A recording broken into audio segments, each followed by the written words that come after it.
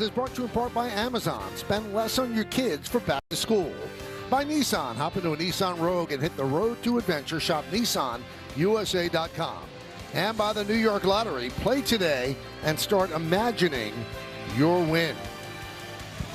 Cam Schlittler leads the Yankees onto the field as we are set to begin a long day of baseball here in the Bronx between the Yankees and the Dodgers. As we mentioned, yesterday's game rained out, so it's a day-night doubleheader, 12:35 start. Then the nighttime game will be here as well. But the pitching matchup, well, they gave us that in this one.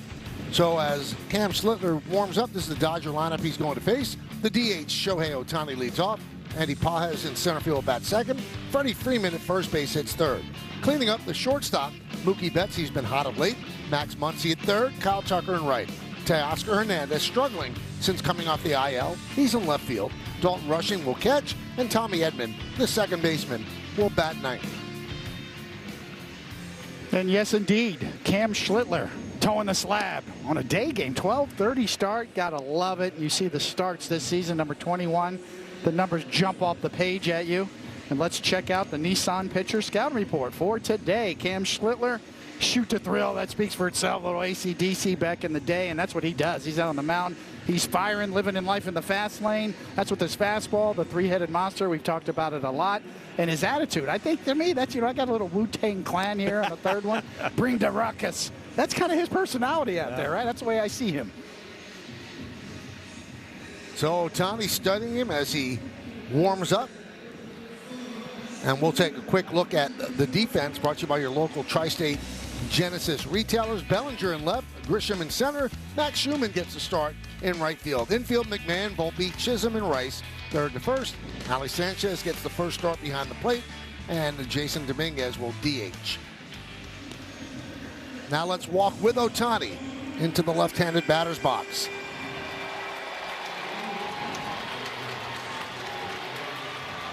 We told you about a marquee pitching matchup. There's a marquee matchup right here. Schlittler against Ohtani.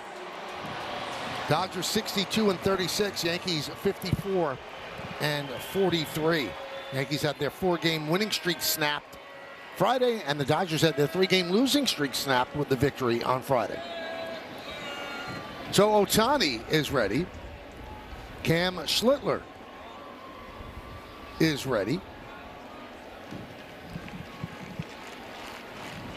And let's do it here in the Bronx.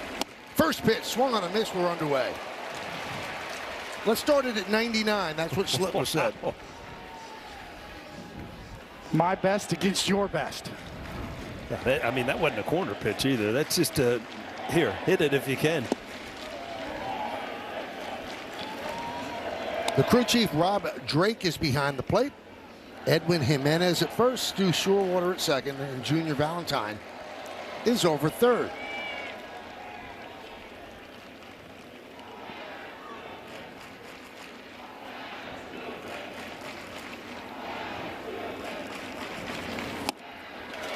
Again, challenging him at 99. Swing and a miss. Well, Connie, he's thrown two by him, and so do you stick with it, or you go to the sinker or the cutter just to give him a little different look? Huh? You can see, yeah, exactly. You see the carry on that fastball and Ohtani underneath it.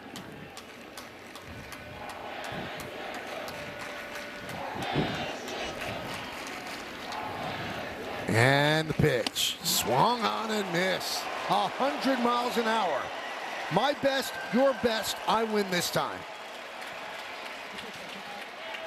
Take a look at it pitch by pitch, David. Well, the beauty of Cam Schlittler is the old school nature of his style. I mean, you could throw him back in the 1950s. This could be the Brooklyn Dodgers, the way he's going at it. Mix in a curveball in there in the dirt just for show. The rest is all dough. Gas for your you-know-what. Cody, it's 12:30, and it didn't take you long to get in there. Andy Pages takes outside 1-0. I got a filter, though. I cut myself off at the end there. Well, yeah. Left it to your imagination.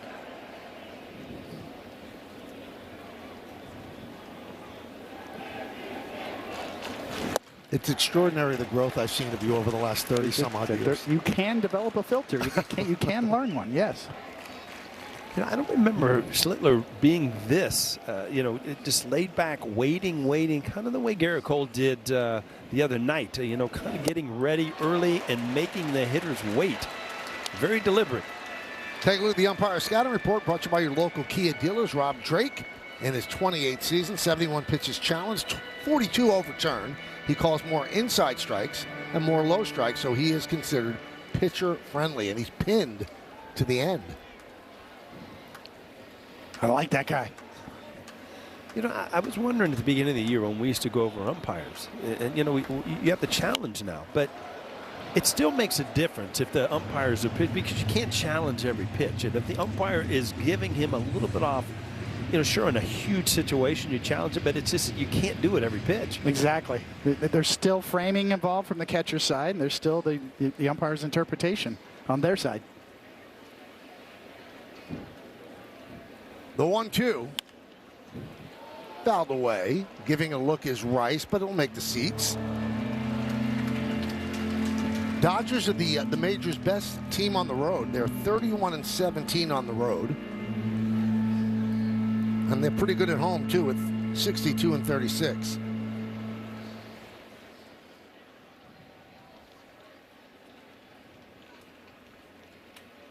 And the righty rocks and deals. Pages spoiling the fastball. Can't get loose enough, huh, Cody?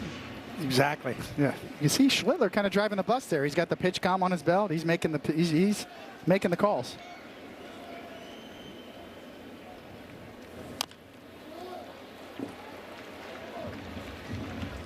Already starting to mix in some curveballs early in the game. Usually we've seen Cam kind of just go through the first time in the order with all fastballs, that three-headed monster, but kind of seen him start to mix it up just a bit. You can see right there, he's pushing the buttons. I mean, the scouting report, obviously, over 90% are fastballs. And we did, 3 games ago, Michael, against the Tigers, where they were just getting started early, and hit the fastball. So he had to go to that curveball. But, overpowering right there.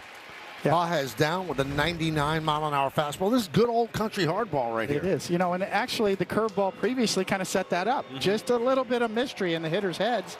And then you back it up with 99 problems.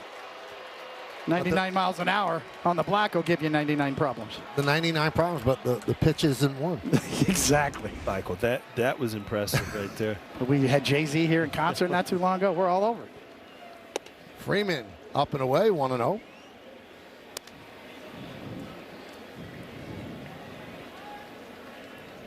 Friday, Freeman 0 for 4 with 3 strikeouts. Yeah, I mean, we look at his career numbers. He's going to be a Hall of Famer, and he's killed the Yankees in the World Series. But he had a night and he's having a week or so where he's just down a little bit. And a lot of these things, if you make a mistake, sure he's going to hit it. But if you make your pitches to even a great hitter when they're struggling, you can get them out.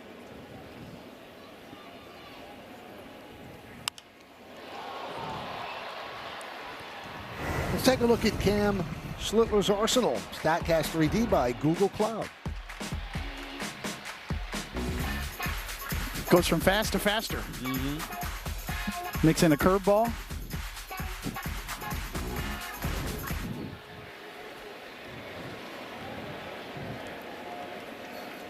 Two-one. Loop.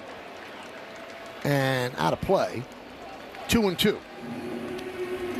So can Schlittler strike out the side?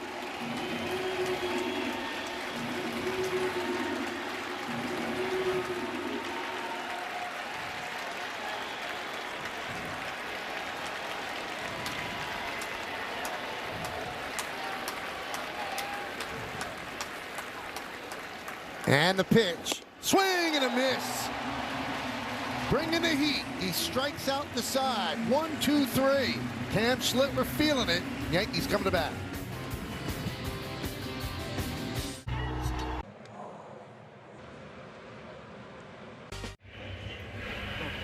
Oh, behind Yamamoto as he warms up. One of the special pitchers in the game. And we just saw one of the special pitchers in the game strike out the side in the top of the first inning. Let's take a look at the Yankee lineup that will face Yamamoto. Trent Grisham in center field leads off. He's been hot over his last 31 games. Then Ben Rice at first. Jason Dominguez will DH and hit third. Cleaning up, left fielder Cody Bellinger. Max Schumann gets start in right field, bats fifth. Batting sixth, the second baseman Jazz Chisholm Jr. And the bottom of the order is Anthony Volpe, Ryan McMahon, and Ali Sanchez. And that lineup will face this right-hander is Yoshinobu Yamamoto, is a name that everybody knows now and deserves a little time with that name too, because he's really good and the numbers this year are really good as well. And let's tell you a little bit more in our Nissan pitcher scouting report for Yamamoto and the pinball wizard. He's got 6 different pitches. They're all over the map. He's worth every penny on the money on the contract he signed, and his postseason love gave him a little California love. I gotta ask, Cody, was it the Who's Pinball Wizard or Elton John's remake? That's a Who. That's a Who. All the way. All right. Got the Who, Pink Floyd, Tupac.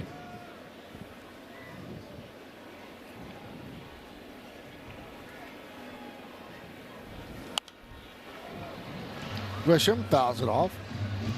Yamamoto coming off his worst start of the year. Last Saturday, lost to the Diamondbacks. Season high 6 runs and a season high tying 4 walks. And that came in 6 innings.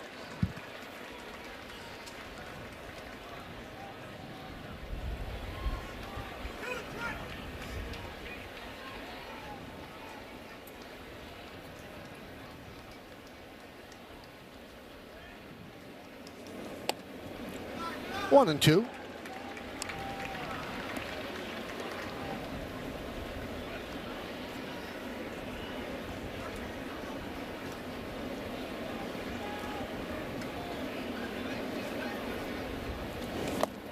Swing and a miss.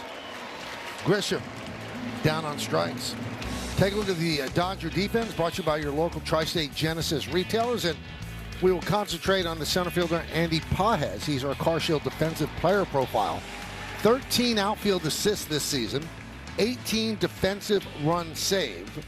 The assist that leads the majors, but even the great ones make mistakes. He made an error on Friday. He made a bad throw on the relay to Mookie Betts, so sometimes it doesn't always work out even for the best. You know what I did notice? You're talking about those kind of misplays, Michael, but there was another ball that he went after. And if you're not a great outfielder with a ton of confidence, after you make a mistake, you're kind of hesitant, kind of the rest of the game. He went out and made a tremendous play in the gap in the middle of the game. So his confidence is off the charts out there in center field. Rice tops one to Edman for out number 2. Here's Jason Dominguez.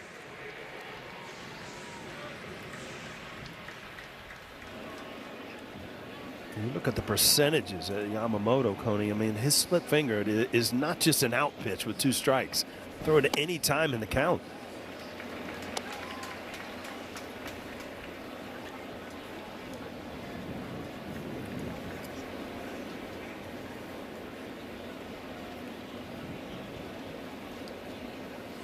The 0-1.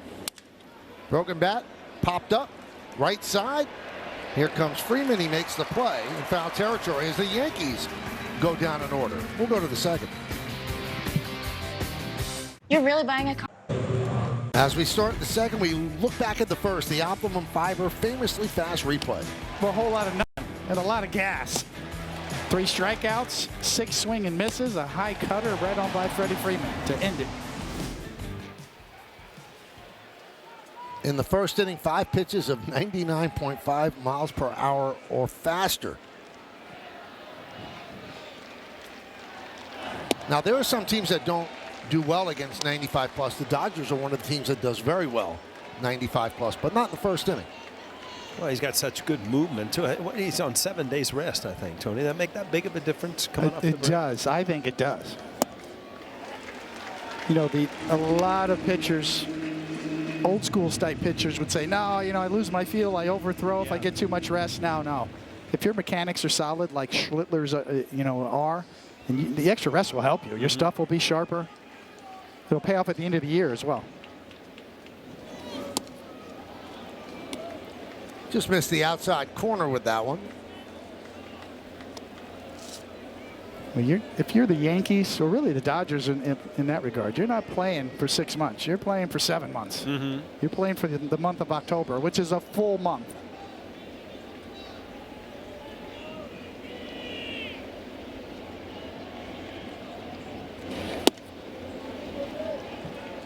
If you're a starting pitcher, you think about getting to postseason in October, you get 6 more starts on top of the regular season, so you're not done.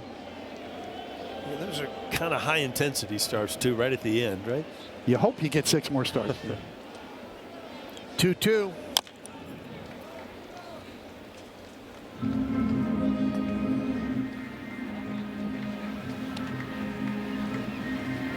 You look at Mookie Betts, and you look at some of the years he had in Boston. And, I mean, he was probably top 2 or 3 guys at getting to a fastball in the game. So, you know, as you get older, sometimes things change a little bit. But he's been on a hot streak. He is such a solid player, but not putting up the type of numbers that he did at one time.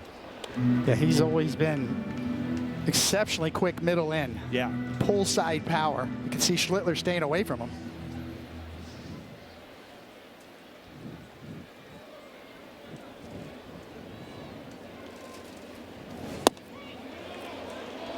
Schlittler thought that was strike 3.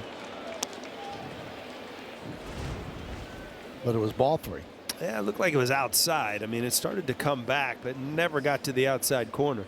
See that two-seam spin as a hitter, you just hope that it stays off that plate. Well, that one looked like it was a strike. And Sanchez is going to challenge that. The challenge, ABS challenge, powered by T-Mobile. And Sanchez wins. Betts down looking, 4 strikeouts in a row for Cam.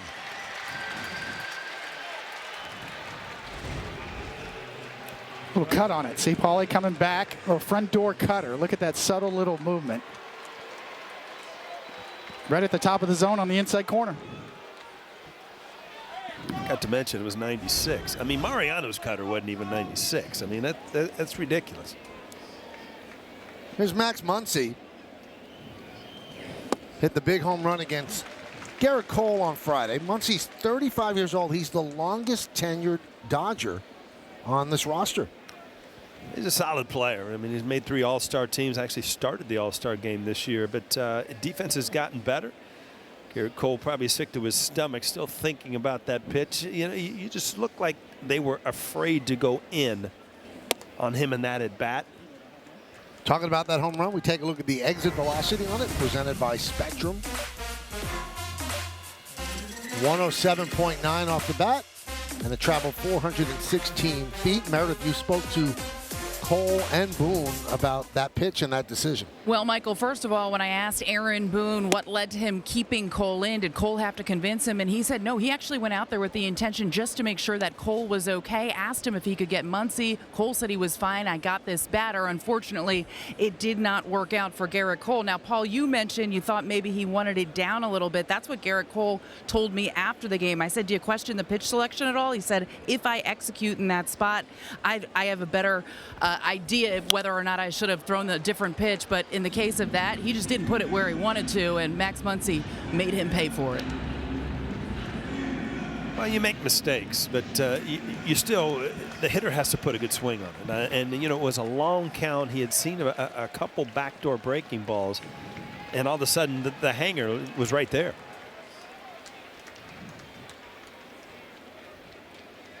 Two. Fouled back to Cutter. Well, I had the same conversation with Mel Stottlemyre one day when I threw a hanging slider to Jim Thome like that, and he hit in the upper deck. And Mel said, well, you could have hit a double. He didn't have to hit a homer. Yeah, they don't always get hit. Yeah, not all your mistakes get hit out. But in big situations, it is important. It just happens. And you look at, we broke that in the pregame. You break that game down into just a couple plays. Count full on Muncy.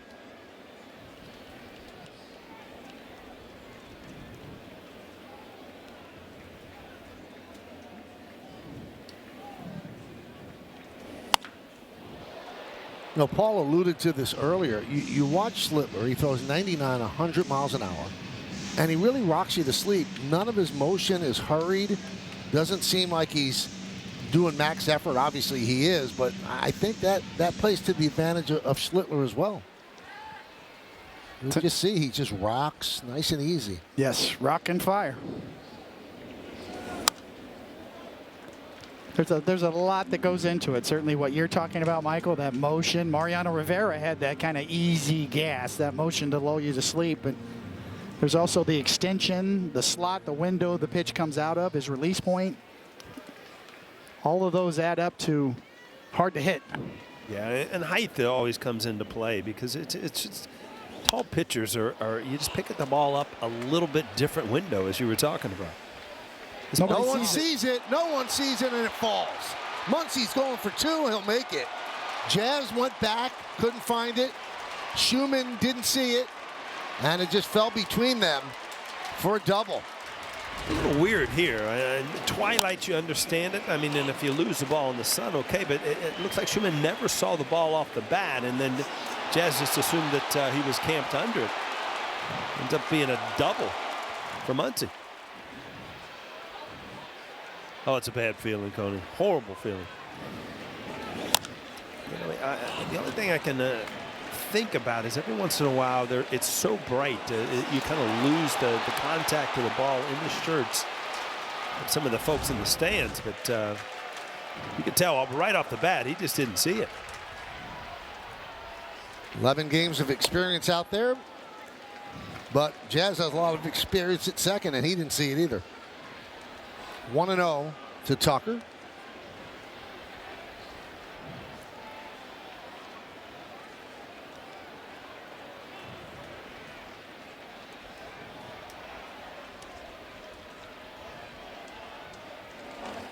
When you play the great teams, you can't give 28 outs, can't give 29. You've just given an out away there. That has to be made. Yeah, I think Jazz saw the ball, but he just assumed that it wasn't his, which it wasn't. But Schumann didn't pick it up.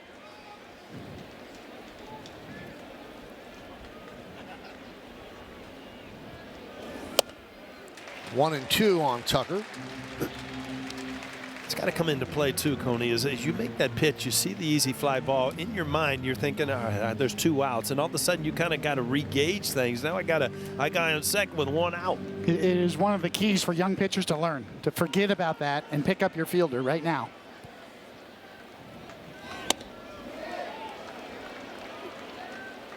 To me, that is the maturation process, exactly to your point, for a young pitcher to learn.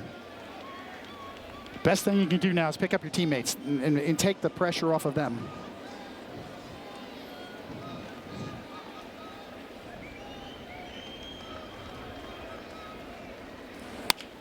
That one is looped and caught by Volpe. Nice play by Volpe for out number 2. Well, he's playing up the middle, and you know, anytime you've got these two good of pitchers like they are today, every big at bat comes into play. This saves a run. It was all about positioning. Getting Volpe up the middle, being able to snag this little blooper. And that's why if you're on the mound, you pick up your fielders, because sometimes your fielder's going to pick you up right back. Teoscar Hernandez takes a strike.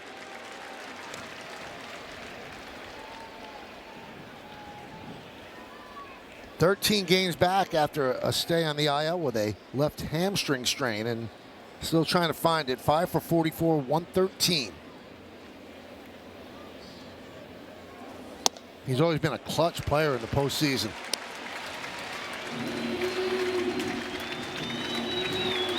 He's had some leg issues and has not been offensively what he usually is, but recently not swinging the bat well, but hit the ball hard off Cole a couple times the other night.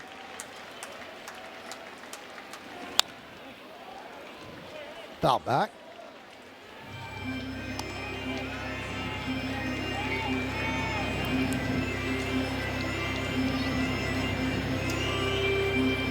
"42 pitches for Schlittler."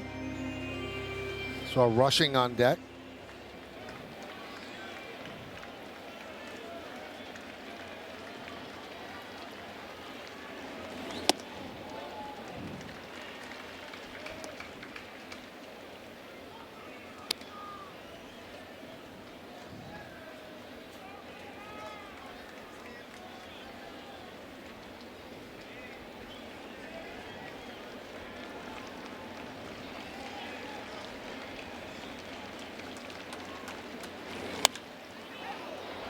Popped up on the right side. Rice makes the play in foul territory, and the double is wasted.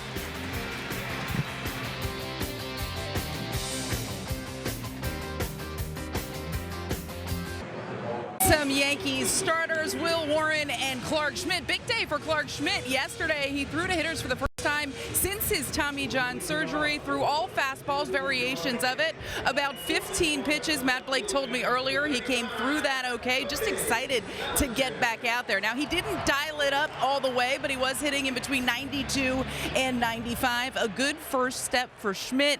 They now are going to have him do that again, eventually do some rehab games. When I asked Matt Blake exactly what the plan is for Schmidt, he said it's going to depend on need. They'll stretch him out to about 40 to 50 pitches and then kind of go from there based on where the rotation is at and based on where the bullpen is at. Now, Will Warren is going to start in the Pittsburgh series. Ryan Weathers will get the ball in game one. He was pushed back. He was actually supposed to pitch, guys, today, but the Yankees opted to utilize the 27th man, meaning they're going to use Elmer Rodriguez in some capacity, although they have not officially announced him as a starter. Matt Blake telling me this enables them to bring him up without burning an option. So in the Pittsburgh series starting Monday, it'll be Weathers, followed by Warren, and then Garrett Cole. Michael? Thank you, Meredith. And the rainout yesterday plays in the Yankee favor because they didn't have a starter for Tuesday. They might have had to go with a bullpen game, but because of that and employing the 27th man that you get with a doubleheader, they bring up Elmer Rodriguez for game 2, and then they could have one of their starters pitch game 2 of the Pittsburgh series. And I'm just looking at this at bat, Coney. It was a split finger down and in, and then a 96 mile an hour right under your hands. It's so hard for a hitter to adjust to all these pitches because of the location and the speed. Uh-oh. And that is challenged by rushing. So ABS powered by T-Mobile. Let's take a look. And it was a strike. Bellinger down looking. Yeah, I think Drake was getting into the pitch, and what happened? In, and then finally just painted one on the outside corner. Coney, that's a textbook pitching. Right? There's not much you can do as a hitter. Pinpoint control. Now, can I bring one thing up? I've seen the Yankees get burned twice for not calling it fast enough. That was not called right away by rushing at all. And Schumann lost one to left field, backing up Hernandez, and he'll make the play. Now, I know he was getting up to toss the ball around the infield after a strikeout, what he thought was a strikeout, but still, you have to touch the helmet immediately, and he didn't. And he still granted him the challenge. Unless he did something verbal. Maybe he told the umpire here. He said something to him, yes. It was verbal contact first. Here's Jazz Chisholm Jr.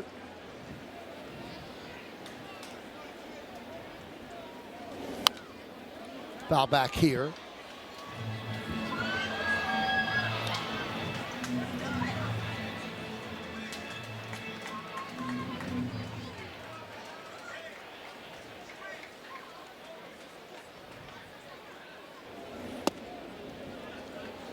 One and one.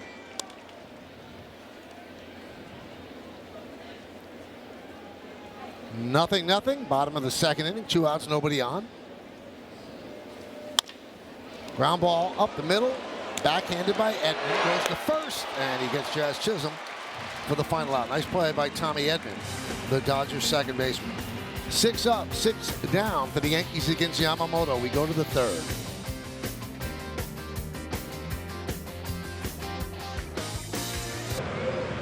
The official hybrid vehicles of the Yankees. Today's picture is of Gaines, Duke, Gavin, Easton, and Drew, who enjoyed a night at the stadium before heading up to Cooperstown. Use the hashtag Toyota Pinstripe Pride and mention yes in pictures you post to social media to reflect your love for the Bronx Bombers. We might spotlight you in a future game. We start the third inning on a beautiful Sunday afternoon in the Bronx. First game of a day-night doubleheader. We're so glad that you could join us. Dalton Rushing will start it off against Cam Schlittler. Schlittler 4 strikeouts over 2 innings. Rushing swings and misses. Got a good sound to it too, doesn't it, Cody? No doubt about it. I mean, his stuff is so good, it's hard for him to have quick innings. He's got a lot of swing and misses, right? Foul balls, late.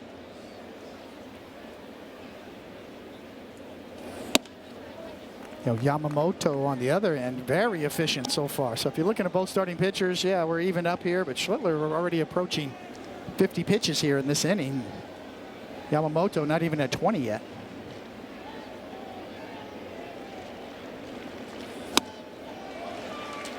One and two.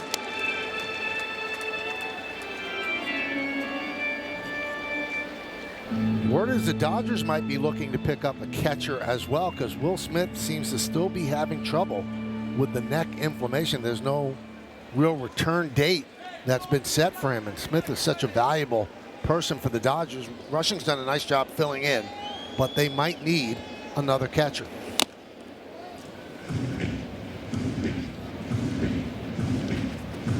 It's hard to find good catchers out there. Everybody needs a good catcher. Yep. It's a real commodity.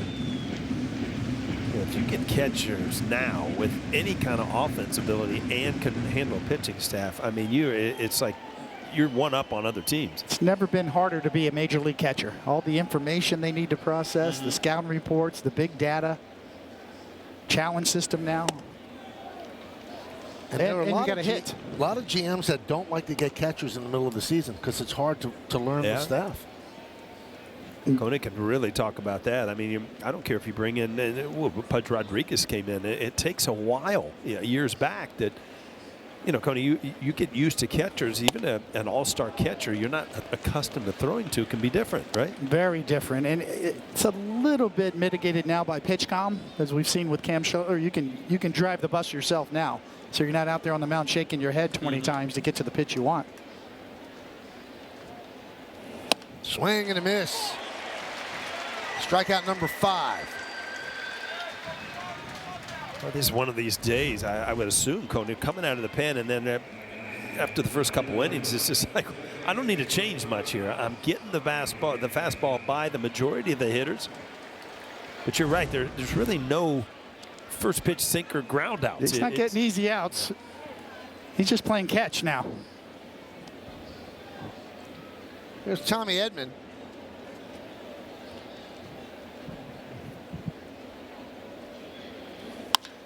Ground ball and through for a base hit between Rice and Chisholm. And that'll bring up Shohei Ohtani and leads us to today's injury report, brought to you by Montefiore Einstein, the official hospital of the New York Yankees. You can see what he's done as a pitcher, and it was revealed today that he's not going to be on the mound anytime soon. He was supposed to start on Wednesday, but they said no, because it's not worth it. We don't want to push it, and we'll get him out on the mound when he's ready. But he's out indefinitely because of that left knee issue. Well, that's one of those luxuries. They're having a big lead also, that you don't have to push things. And as important as he is offensively, you get him back healthy as a pitcher. There's no reason to push it.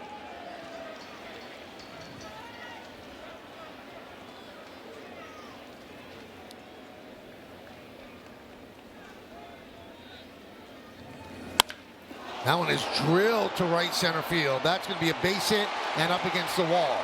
Schumann plays the carry. Edman rounds third. He's coming home. The throw, not in time. It's an RBI double for Ohtani, and the Dodgers lead 1-0.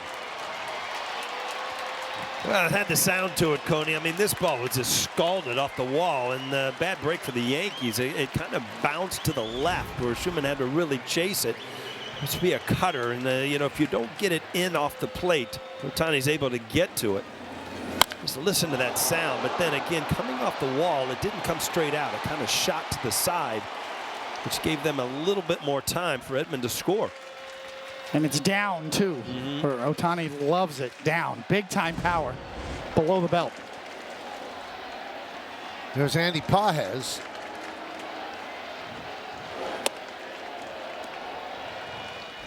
One and 0. And Edmonds, again, right off the bat, this had little hesitation, but then you see 100%. You let me know whether I'm going. With the bounce off the fence, scores easily. 2-0. Ohtani's 59th run batted in. Dodgers' third hit.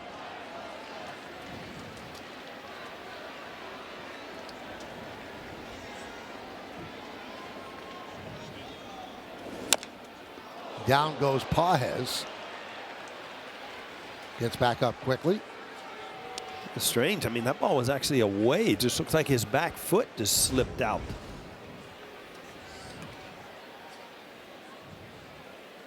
Like him got him on the front knee. Mm-hmm. But you kind of post up and then all of a sudden see you later, like on ice skates.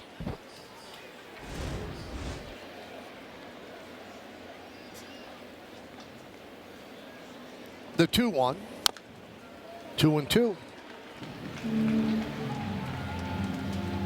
We talked about Pages, and you know he's always been a good defensive player, but kind of turning the page offensively this year. 17 home runs, hitting .270, and you've seen it just in these couple of bats against Schlittler, fouling pitches off, taking pitches in. Just a much better idea at the plate.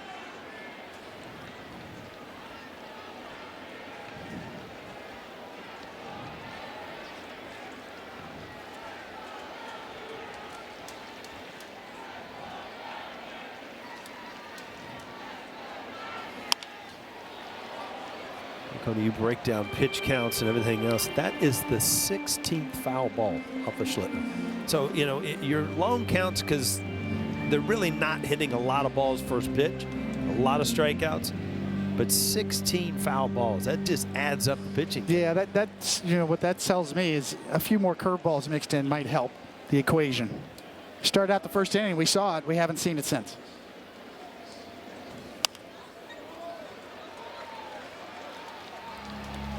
A little bit of mystery, a little bit of front to back in terms of speed variance would help when you get these kind of games. Your stuff's good, a lot of swing and misses, a lot of foul balls. Something off speed. The best pitch for him would be that curveball.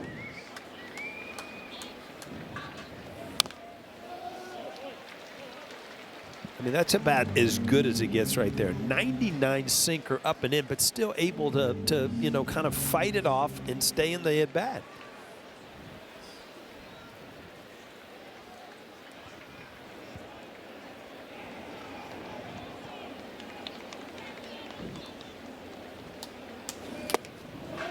Did it go? No, said Edwin Jimenez.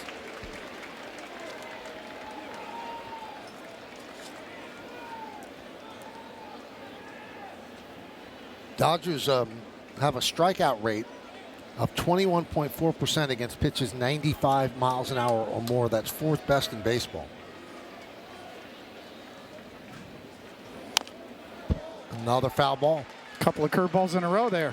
Yeah, the 3-2, the 2-2 I understood. The 3-2 I was a little surprised. But I think he heard you, Coney. You're right on his pitch count. And you give Pages credit. He's battling. Tough at bat.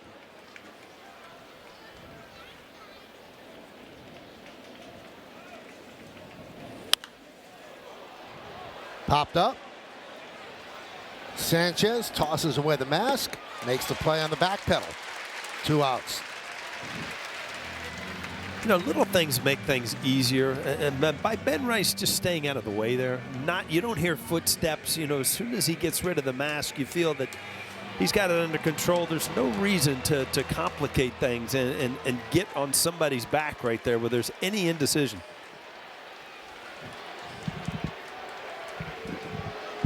So here's Freddie Freeman.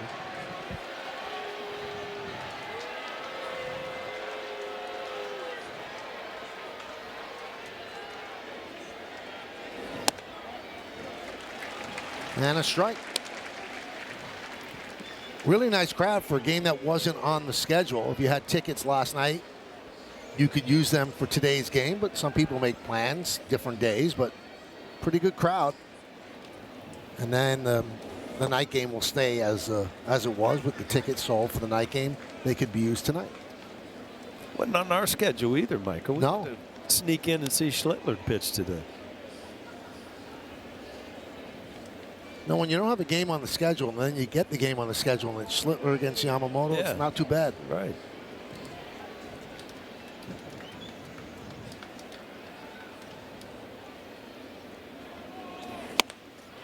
Now, if you think about it, the game scheduled for tonight is on NBC. Right. It was supposed to be Schlittler and Yamamoto. They're throwing things around in 30 Rock today. Not happy. But Jason Benetti will make it sing.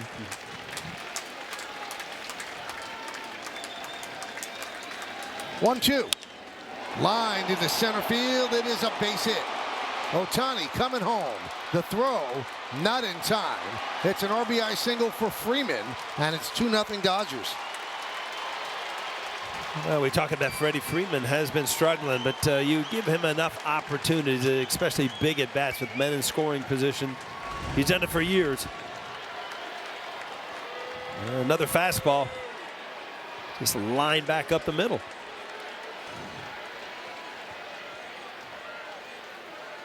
Matt Blake will come out and talk with Schlittler. That's a big blow right there because Schlittler's pitch count is elevated at this point. You had a chance to get out of this inning. Now you got to get another out, and you're going to have to get over 70 pitches to get there. A big turning point right there. Even though in a 2-0 game, it's still a close game. Big at bat for Freeman and the Dodgers to try to get to Schlittler and get his pitch count to the point where they get him out of the game. David, how much does Schlittler have to battle frustration? He's throwing very well, but they keep fouling off really good pitches. It is frustrating. That's when the adjustments come. That's when, as he evolves as a pitcher, that's maybe where a changeup will come into play on down the road. A little better command of that curveball will come into play. He hasn't really needed those pitches as of yet, but against a lineup like the Dodgers, who are fouling off all these pitches, that's when it shows that you do need something else. That's the 50th RBI for Freeman. And Betts takes a strike. 2 outs, 2 in, 1 on. Top of the 3rd inning.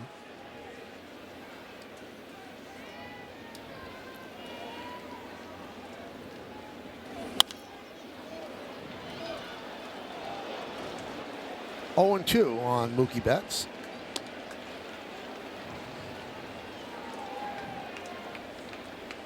See the difference in the pitches for the two pitchers, 70 to 18.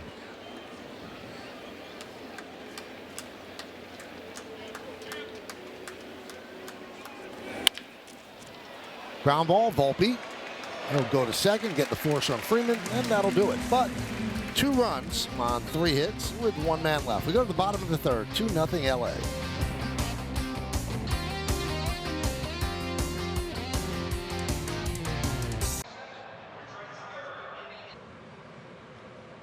At MLBshop.com, from official jerseys and memorabilia to hats and hoodies, we've got the season covered. Visit MLBshop.com/Yankees, the official source for your Yankees gear. Anthony Volpe will start off the bottom of the 3rd. It'll be the bottom 3rd of the Yankee order. Volpe, McMahon, and Sanchez. Yamamoto has been efficient. 18 pitches, 2 1-2-3 innings.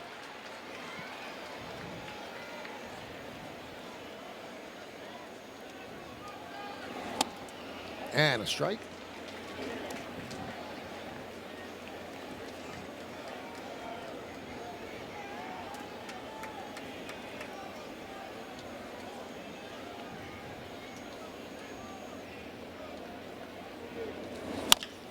Grounded, 3rd, fair ball, grabbed by Muncy, sets, fires, and a backhand scoop by Freeman to get Volpe.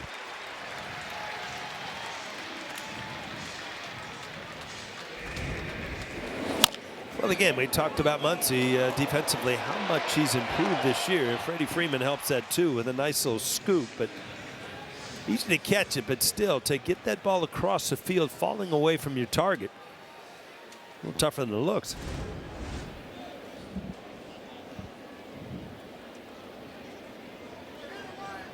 So here's McMahon.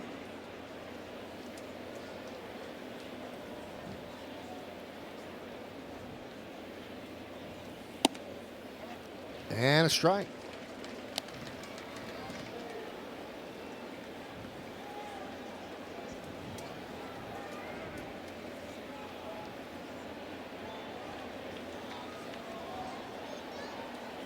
McMahon's been hitting much better of late. First 45 games of the season, he was 183. Last 33, he's at 258. Overall, 215. He has 9 home runs.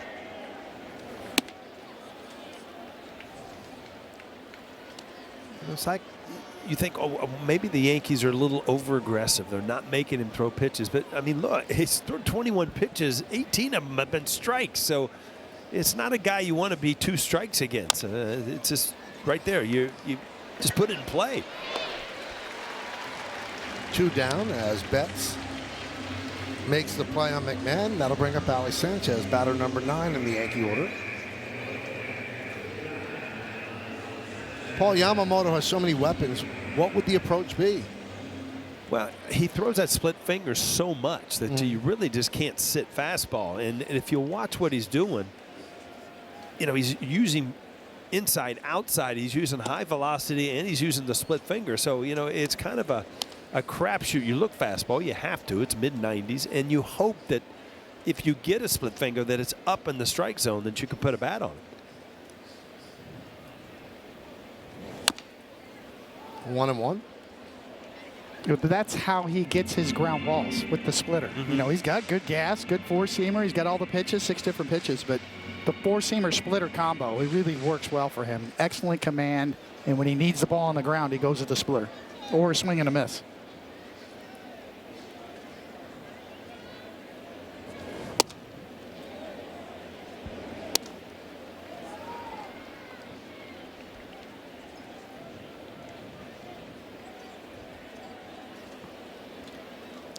Yamamoto won a big Game 6 in the World Series last year, forcing the Game 7. Then came out of the bullpen the next night with 2 on and 1 out in the bottom of the 9th of a tie game. Escaped that, went 1-2-3 in the 10th before the Dodgers ended up winning the World Series. Reminded a lot of people of Randy Johnson getting 4 outs in Game 7 on 2001 on no rest. Yamamoto got 8 outs.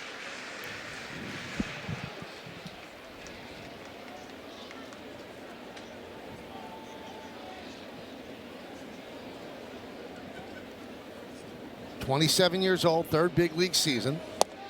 Strike 3. Sanchez down looking. 9 up, 9 down. Yamamoto perfect through 3.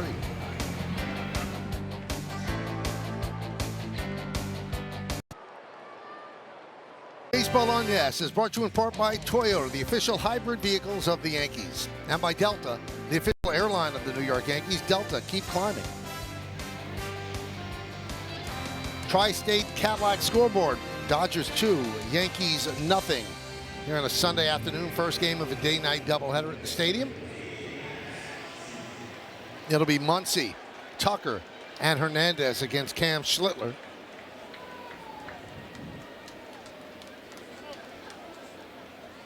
Schlittler at 71 pitches through 3.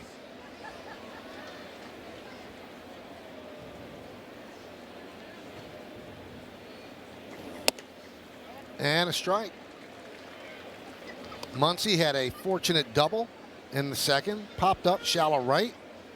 Schumann didn't see it. Not sure if Jazz saw it or just said, well, Schumann's going to get it. But it fell untouched for a double.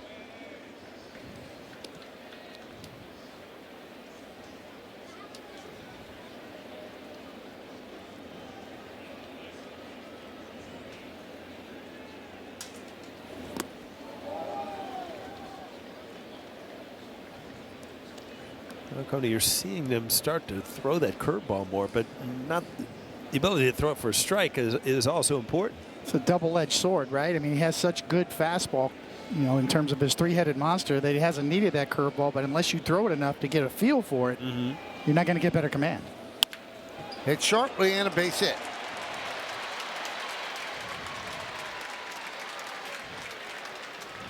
After a couple back-to-back breaking balls, and you know you kind of get started early for a hitter. It'd be a two-seamer. It moves just a little bit, but not enough. Muncy, a really good fastball inside hitter.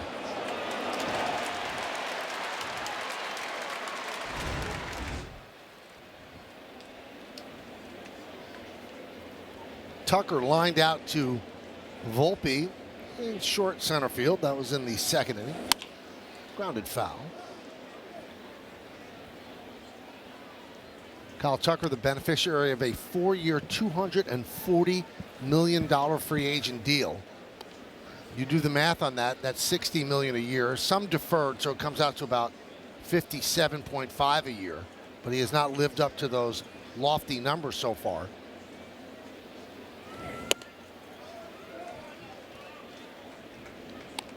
Hitting just .243, 7 homers and 47 ribbies, and his WAR is 0.9.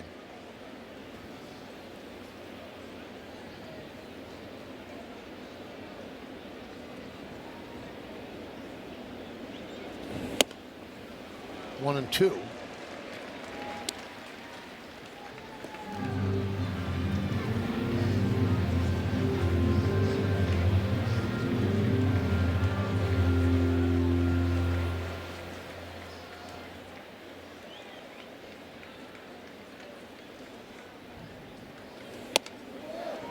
Two and two on Tucker.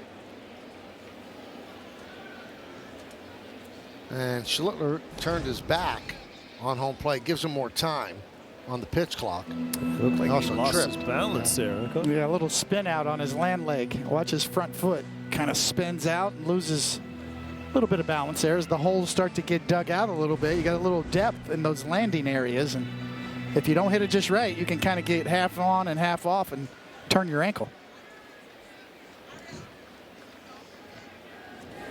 Swing and a miss, got him. That is the 6th strikeout for Cam Schlittler. 6 Yankee strikeout brought to you by your local Tri-State Audi dealers. See, Sanchez says, give it to me right up here. Schlittler obliges, and that's a good place to go, up top against a left-handed batter. Here's Teoscar Hernandez.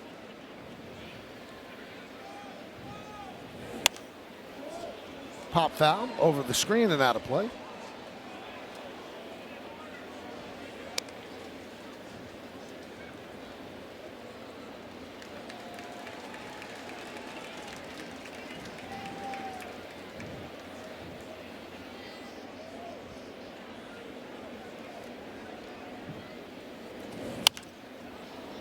Fly ball, right side, long run for Jazz. You can't get there, hit the screen anyway.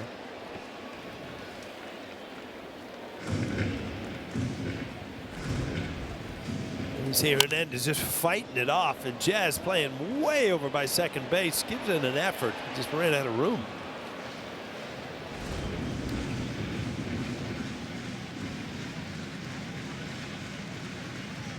Dodgers do see pitches. They average 3.95 pitches per game. That's the 6th most in Major League Baseball. And the Yankees are even better. They're at 3.97, which is 3rd best in baseball. And what that does, it wears starting pitchers out, and you get to the bullpen. Sometimes that's a good thing, sometimes it's not.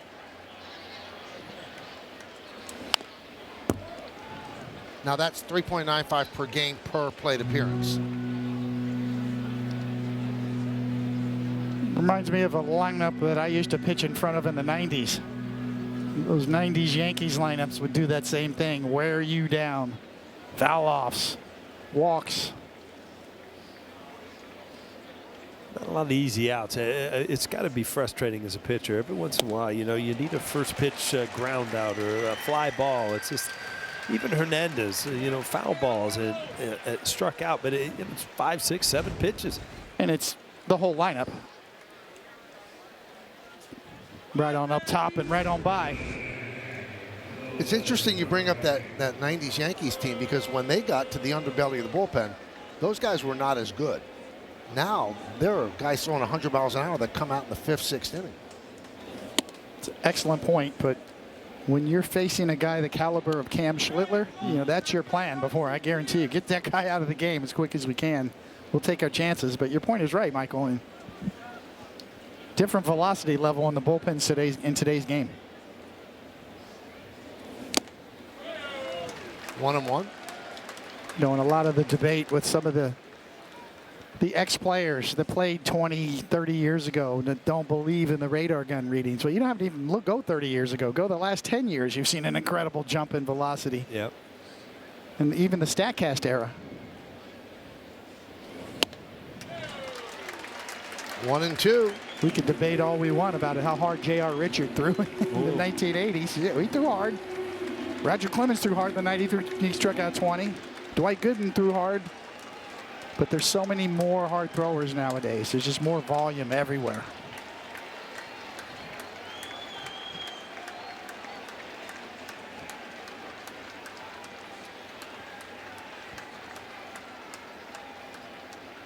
One, two. Swing and a miss. 3 more strikeouts for Schlittler. 8 in 4 innings. We go to the bottom of the 4th. 2-0 LA.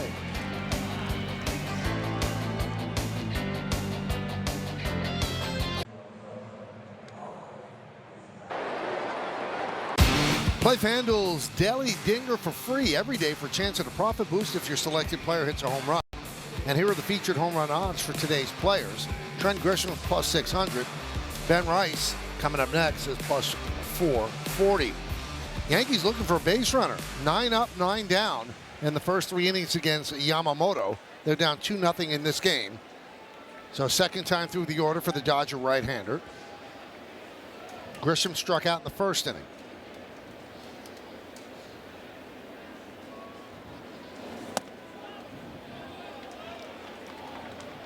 One and 0.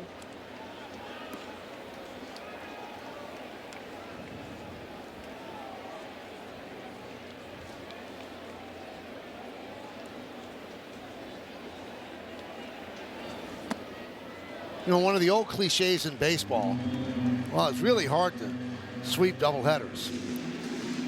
And it's wrong.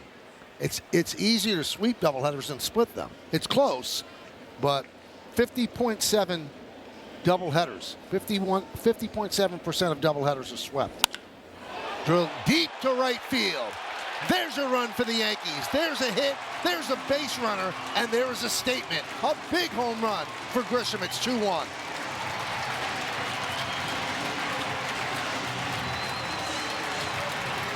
Well, it's important for the Yankees to get on the board, to realize that they can. And Trent Grisham did it in one swing. His 11th of the year, no doubter. All of a sudden, you kind of perk things up in the dugout. As Yamamoto has been so tough, you just wonder, is that one of these days? Well, now you're at least on the board where you feel like it's possible to get to somebody.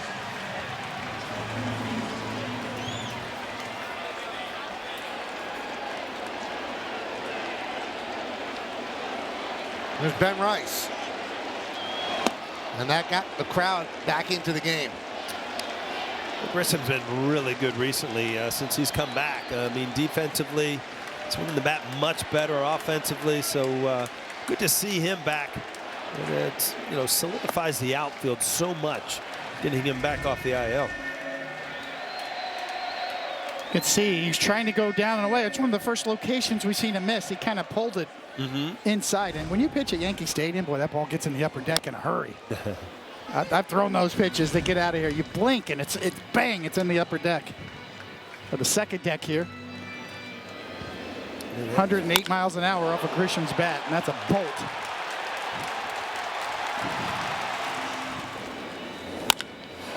You've seen him pull his hands in just a little bit, and boy, they got the meat of the barrel on the ball, no doubt about it.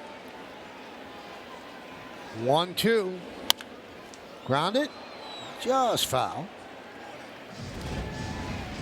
You watch it, see him pull his hands in towards his body, and what that does is just gets the bat head out a little quicker.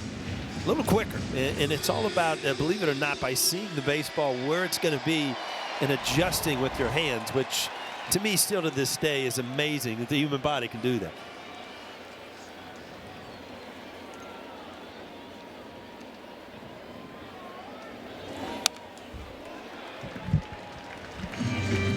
Probably one of the biggest differences you'll see if you've been a baseball fan for a long time and you watch Harmon Killebrew or guys like that in the 70s or even back to the 50s. It was more of a bale and whale area with heavier bats. Lighter bats now, guys are more stationary, spin and grin style. Get the barrel on it, watch it go.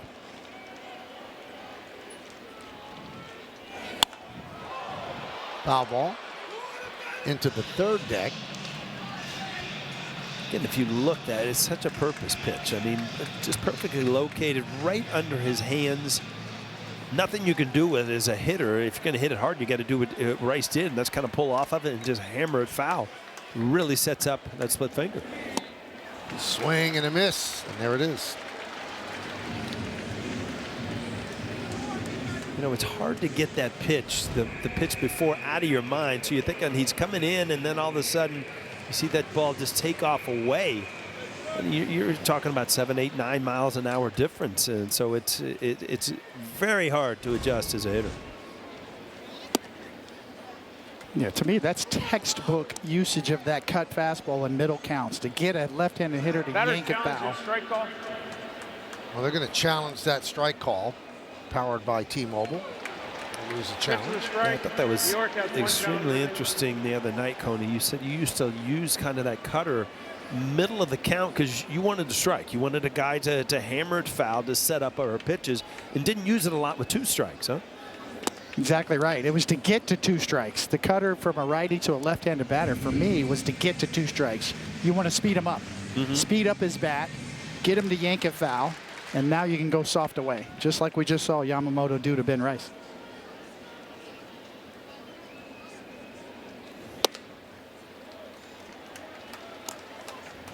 Greg Maddux was very adept at that. He had a little flat cutter he'd throw up and into lefties just in the middle counts, just to get to 2 strikes.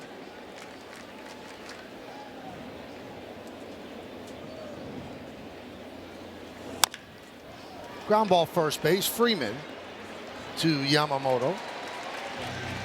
2 outs. You know, Paulie, that's sort of, you know, it's not a pitch that's probably going to, you know, light up the metrics.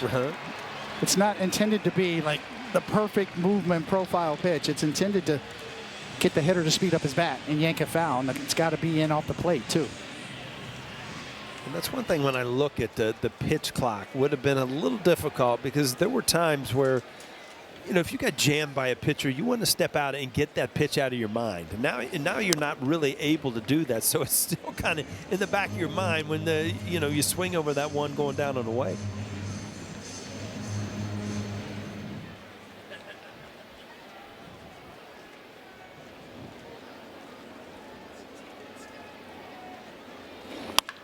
Line, foul. Textbook, once again. It's exactly what Yamamoto wants Bellinger to do right there.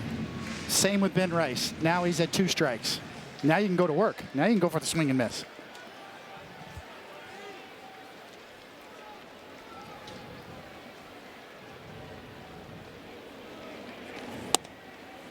Strike 3. Bellinger down looking. But the Yankees finally get on base, and it was a trip around the bases by that guy, Trent Grisham. Hits one into the second deck. It's 11th home run of the year, the Yankees' first run of the day. It's 2-1 Dodgers.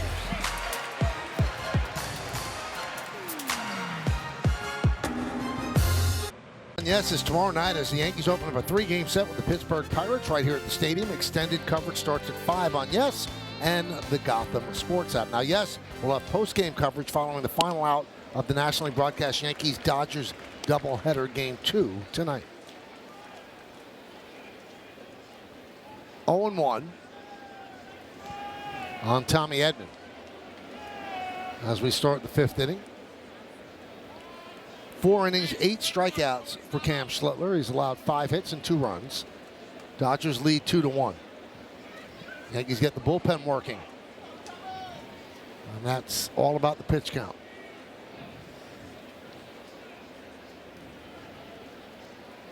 The 0-1. 0-2.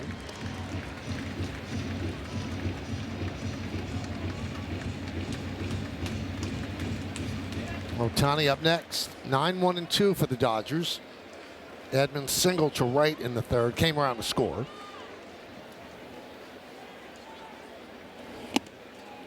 That got him. On the way by. If you're going to get hit, that's the way. Just brushed him, so hit by pitch. Well, you see Schlittler's reaction. Wow, got a guy 0-2, and it just nips him. Little cutter. I don't know. Did that get him? Sounded like it, but let's listen.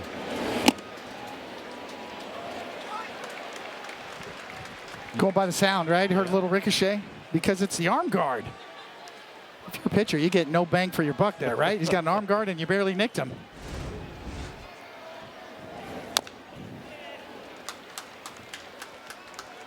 Now, we told you earlier that Ohtani is not going to pitch for a bit. Dave Roberts, the manager of the Dodgers, said it's going to be some time. Roberts said we want to give it the best chance to get into a good spot. It's the pitching and landing on the leg that gets it upset, although he said he still expects Ohtani to pitch again this season. Well, this is the knee That's the knee, yeah. He's having a little issue with, and they fouled the ball off of it. You see him kind of rubbing it, trying to get the pain out of there. Off the glove of Rice. Grabbed by Chisholm. Back to Rice. They get Ohtani as Edman moves to second. What a great job by Jazz to stay with this ball. This ball was hammered. Rice not able to come up with it. Kind of ricocheted back. But if Jazz doesn't complete the play, this ball goes into right field.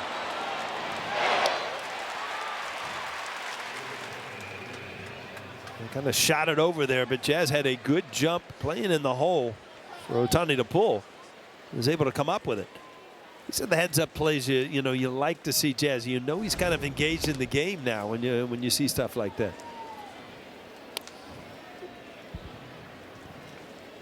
One and 0 on Pages.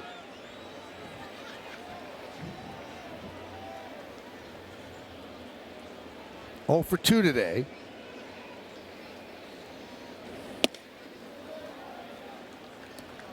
Two and 0.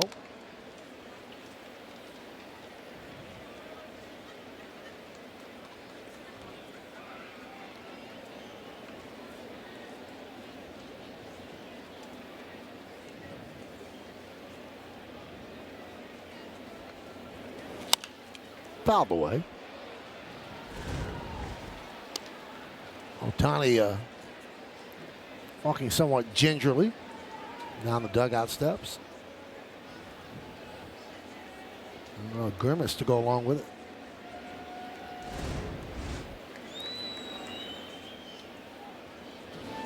Debbie, you think there's ever going to come a time where he says, all right, I'm just a hitter? I mean, because he's played through Tommy John surgery, had a great season as a hitter. He's an unbelievable hitter. He's a 50-50 hitter. And he's a great pitcher, too. But to do both, he's getting up there in age now. I do not see him doing that at all. I think he wants to be the greatest player in the game. One of the greatest of all time. Looped into right field. That's going to dunk in there for a base hit. Scoring easily is Edman. Going to second is Pages. As Schumann gets the ball in, it's an RBI double, and it's 3-1 L.A. Well, it seems like the Dodgers, every time they get an opportunity, they take advantage of it. And Pages, he's been a thorn today. Just frustrating at bats. This ball, jam shot the other way, but still to cover that ball and be able to stay through it. Actually, lost the bat. Lost the bat through it. And that's going to do it for Cam Schlittler. So he leaves with 8 strikeouts, but he's trailing 3-1 with 1 out here in the 5th. He had good stuff, but the Dodgers kept spoiling it. Yankees go to the pen.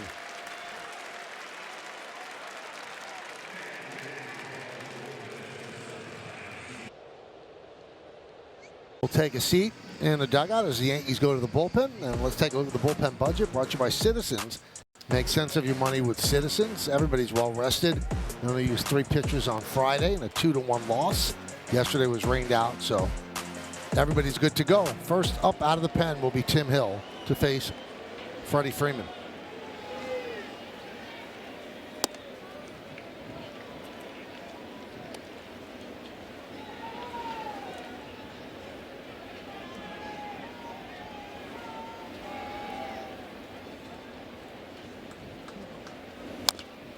There was a pitch clock violation, so that was a free ball to Freeman.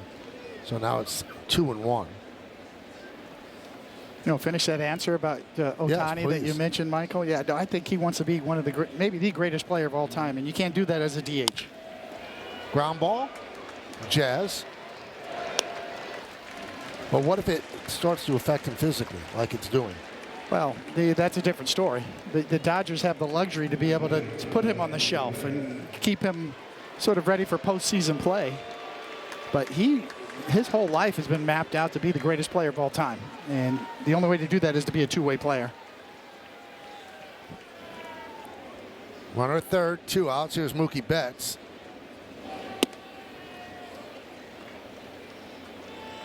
One and 0.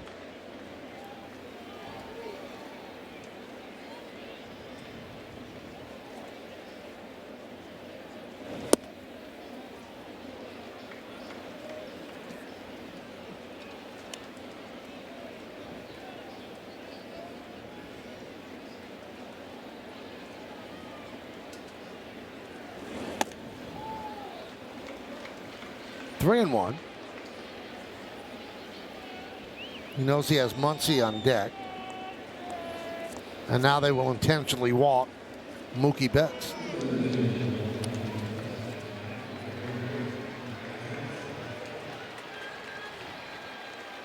I think Tim Hill was going to give in early in the count, and once you get behind, you've got to look at his lifetime numbers against lefties. Lefties only hitting 185 off Tim Hill.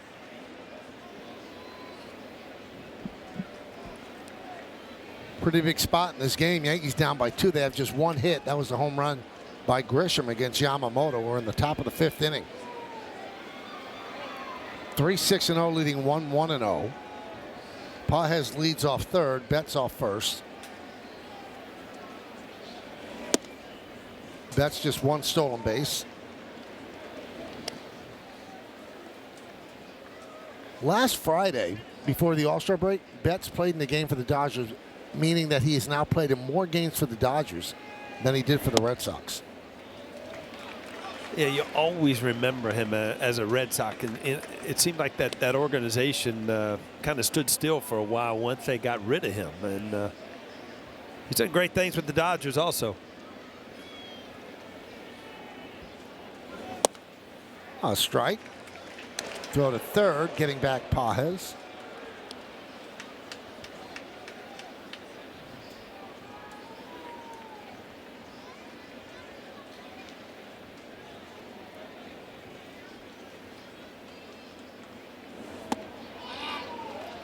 Three and 1 on Muncy with Kyle Tucker on deck.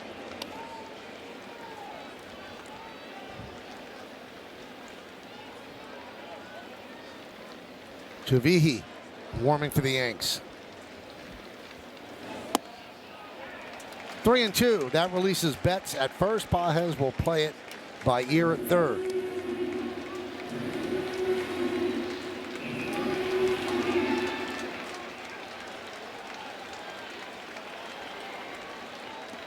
Ben Rice backs up behind Betts. Ground ball. Rice fields. And he flips to Hill for the final out. 1 run, 1 hit, 2 men left. We're halfway through. Dodgers up by 2.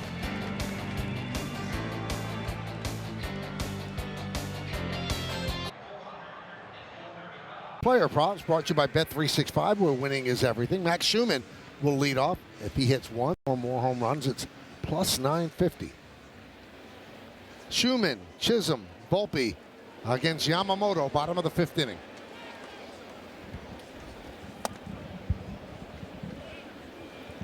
One and 0.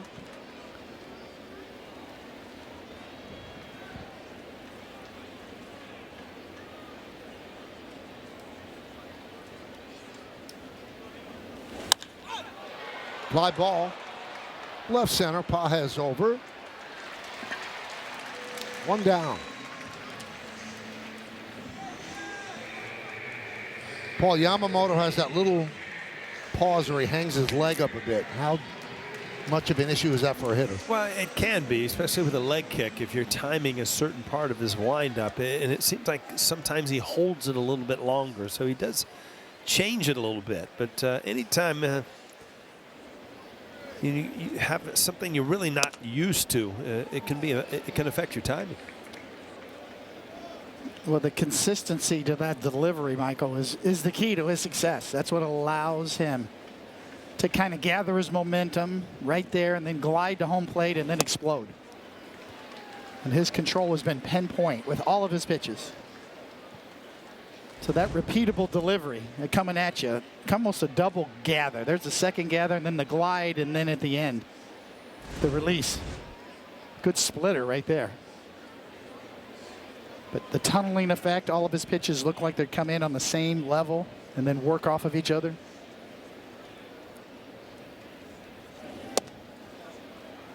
And he starts with both feet on the rubber. And then the left foot goes behind the rubber. And that's how he starts his delivery. So there's like 2 touch points for him. That one, and then the leg hang.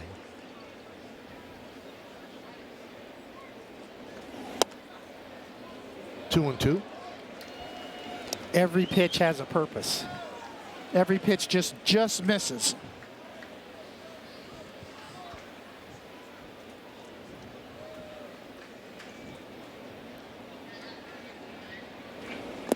Yamamoto finished 3rd Cy Young voting last year behind Paul Skeens and Christopher Sanchez.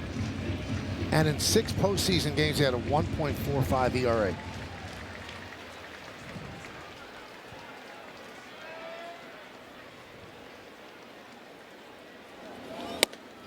Swing and a miss. And his success is not surprising people in Major League Baseball. Every team wanted him, willing to bid, willing to give long-term years, which a lot of teams don't want to do for pitchers. He eventually signed 12 years, $325 million with the Dodgers. This is the 3rd season of that deal. There's Anthony Volpe. Pitch outside. So that contract covers him from age 25 to 36. And he became a free agent at a very young age. That's why everybody was in on him. Drilled deep to left field. Going back, Hernandez. He's on the track. Reaches up and makes the play to take an extra base hit away from Anthony Volpe. We played 5 here in the Bronx. Dodgers 3. The Yankees 1. You're watching. Yes.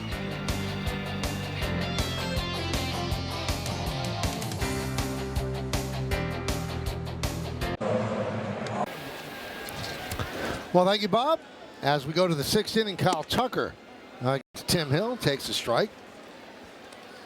Red Sox have won 12 straight. Last time they had a 13-game winning streak, July of 1948.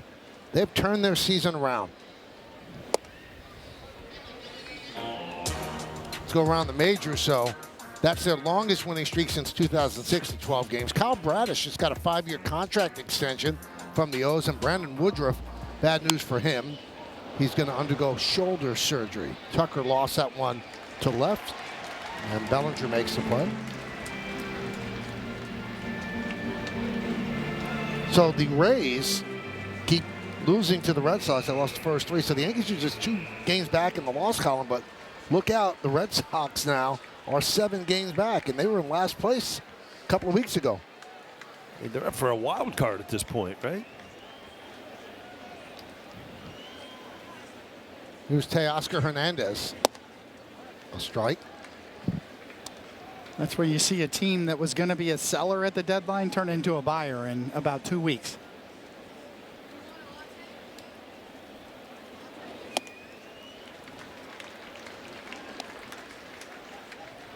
Well, if you think about it, and you see Boston, they're usually down on their pitching, and they just outslug people. And this year, the pitching's been pretty solid.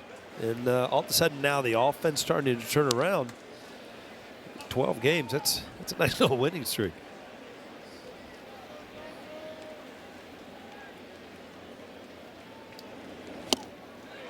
And down goes Teoscar Hernandez, 2 away here in the 6th. Well, Tim Hill does what Tim Hill does, and that's pump strikes in there. Usually you see a lot of ground balls. Strike out here.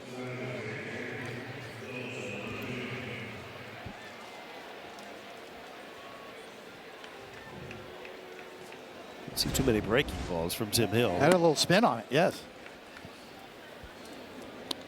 1-0 on Dalton Rushing. Struck out twice against Cam Schlittler. Schlittler had 8 strikeouts, no walks, but he gave up 3 runs. Yeah, I was looking at Schlittler's breakdown of pitches. You know, he came out firing. He looked, man, just a lot of swing and misses. Struck out the side in the first inning, expended a lot of energy early. Paul you and I talked about his curveball, or maybe getting some easy strikes, taking some pressure off of himself. Schlittler threw 14 curveballs, just one for a strike. And to me, that's a difference maker for him. If he can drop that in there for a strike, take some pressure off of himself. Especially when hitters are fouling off one after another. Yep. So Rushing walks on 4 pitches, and Aaron Boone walks out of the dugout. Probably call on Angel Chavihi, and he does.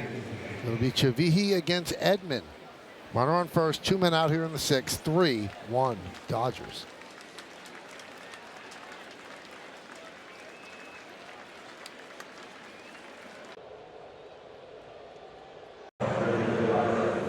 Yankees Baseball on Yes is brought to you in part by Charles Tyrrell, making it easy for men to dress well. Visit ctshirts.com. By your local Tri-State Genesis retailers. Learn more at genesis.com. And by Sage, proud accounting software provider of the New York Yankees. Look at the greatest city in the world. Got the drone working. And there's Columbus Circle. Go one way, Central Park. Another way, Great Mall. Whole deal. Angel Chavihi comes on. He has been impressive of late. I'm headed into that city tonight, Michael. Yeah, I heard. Got a big concert to go to at MSG. You're going to have to text me the score so I can watch the concert and keep up with what's going on tonight, too. Okay.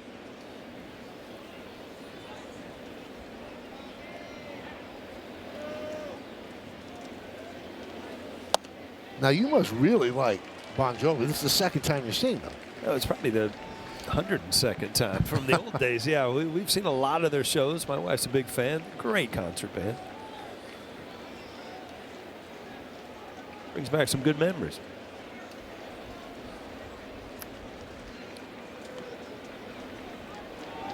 Oh, 2 on Edman.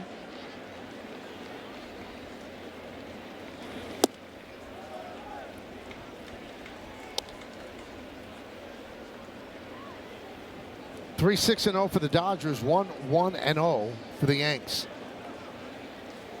Edman 1 for 1, hit by pitch, 2 runs scored. He missed the first 74 games of the season after undergoing right ankle surgery during the offseason, but since he's come back, wow, 352, a home run, 11 runs batted in. He's always been a solid player, real winning sort of baseball player. Yeah, playing second base. He was actually playing some left field when Hernandez was out, so he's able to play numerous positions also.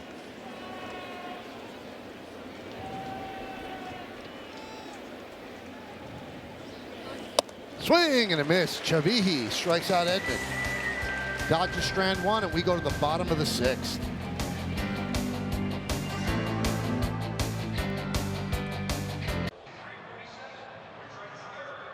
Brought to you by Prevagen, made for your brain. Obviously a pretty good career. See the ERA, 2 All-Stars. Started with the Dodgers, long stretch with the Pirates. A couple of years with the Yankees and finished with the Astros. I think I got it. You think so? I think I got it. No, I was thinking it did. Yeah, I did get it. Yep, that's the guy. Monitor Einstein, bottom of the 6th inning. It's 3-1 Dodgers. Ryan McMahon will lead off. 8-9-1 for the Yankees in their order against Yamamoto. I mean, you go back to the '79 Pirates. That's the family. Oh yeah, they were something. Sister Sledge. This guy here was quite a golfer too. Oh, he just gave it away. Pretty darn good. Pretty good hitter too. Yeah, we are family. The 70. Remember those uniforms, that yellow? He had Willie Stargell, Dave Parker. Omar Moreno. Oh, yeah.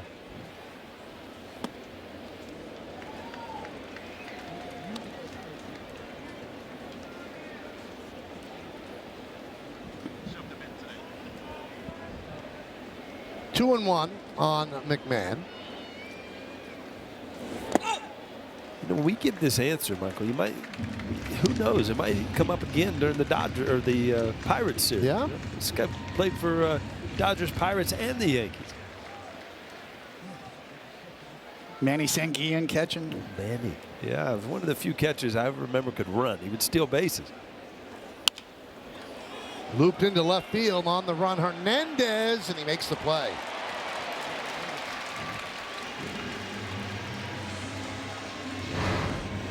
Well, Yamamoto has been on point all game long. Paint with his fastball. Splitters have been at the knees or below. 2-seamers and 4-seamers. He's got all the pitches and the command to go with it. Here's Sanchez. Struck out looking in the third. Yamamoto 6 strikeouts, no walks.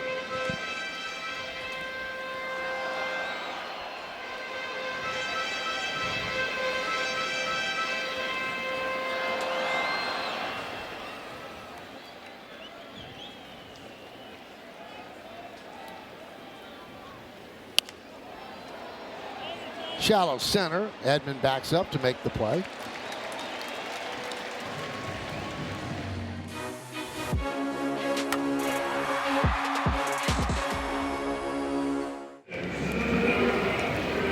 Well, here's the guy standing between the Yankees and a no-hitter.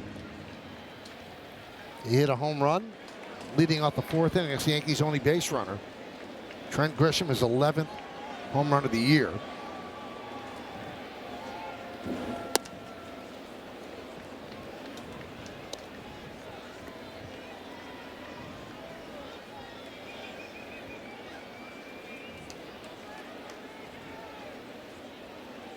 Yamamoto's pitch count in great shape. He's at 63. There's a strike. I haven't seen too many of those. Back-to-back curveballs, but this is the one that he did give up. No doubt about second deck for Grisham.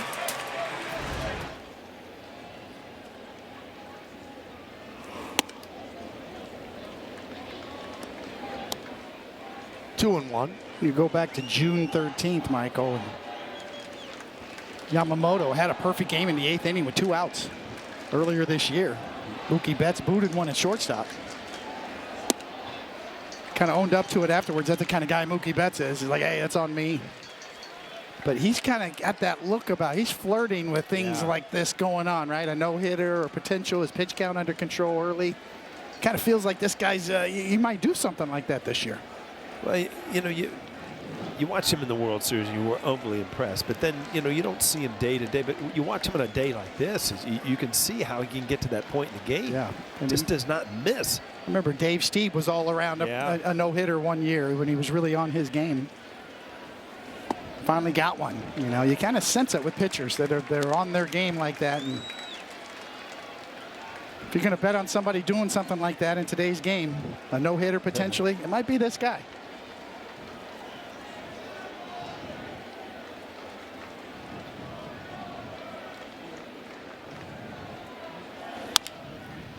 Ground ball, Freeman to Yamamoto, and the Yankees go down in order. Still just 1 hit through 6 innings at Yankee Stadium at 3-1 Dodgers.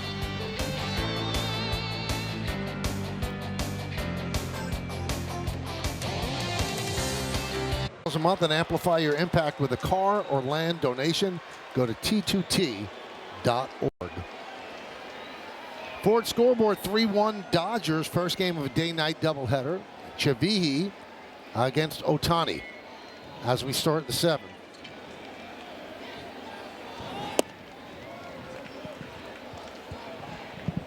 One and 0.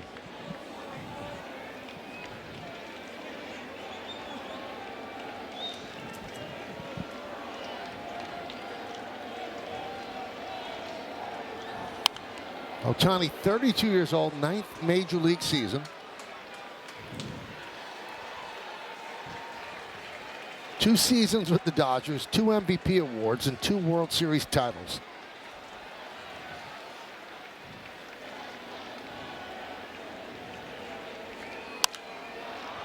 High fly ball. Shading his eyes from the sun, Bellinger makes the play.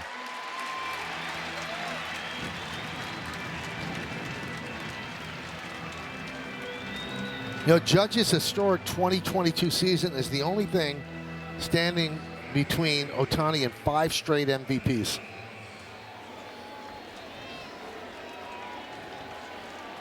He's navigating those steps very carefully with that bulky left knee that's taken him out of a pitching situation, at least for the time being.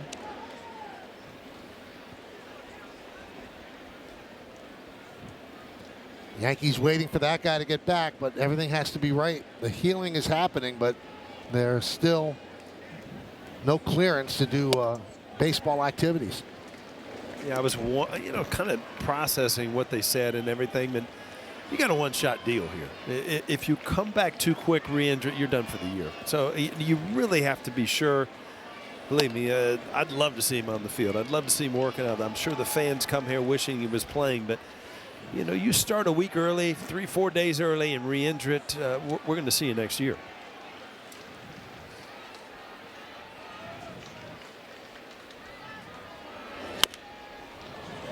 Popped up behind the plate. Sanchez gives it a look, and it's in the first row behind the plate. There's another point with regards to Aaron Judge, Michael, and this goes right into your wheelhouse, but the criteria for most valuable player. What does it mean? Is it just numbers? How about if you take a guy out of the lineup? What kind of team do you have? Yep. Well, you see. How important are you, right? You find out then when he's gone. Maybe he's thinking about pitching. See, it's got the little grip working there.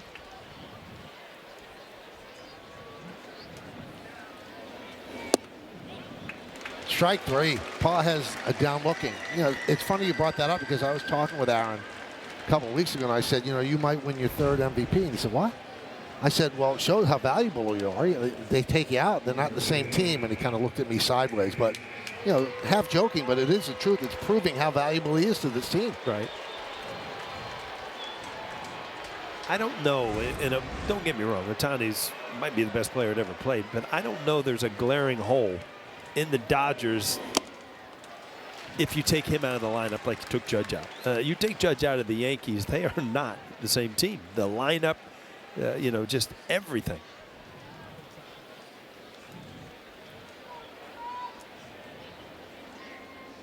Oh, 1, 0-2. Chavihi has looked really, really sharp. Yeah, the command of that changeup is really excellent. Arm action, low 90s changeup, upper 90s fastball, but that changeup is money.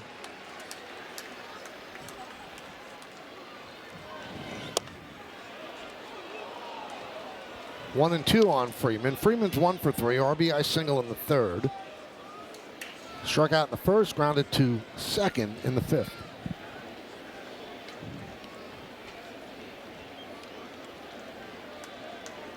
One, 2.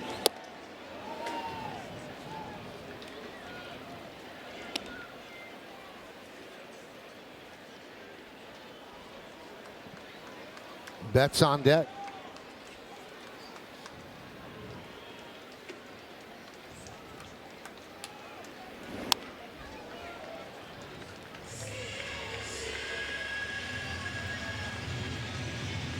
And Freddie Freeman now 36 years old. Still looks like he's got a lot left in the tank at this point. Yeah, his numbers just continue to accumulate year after year.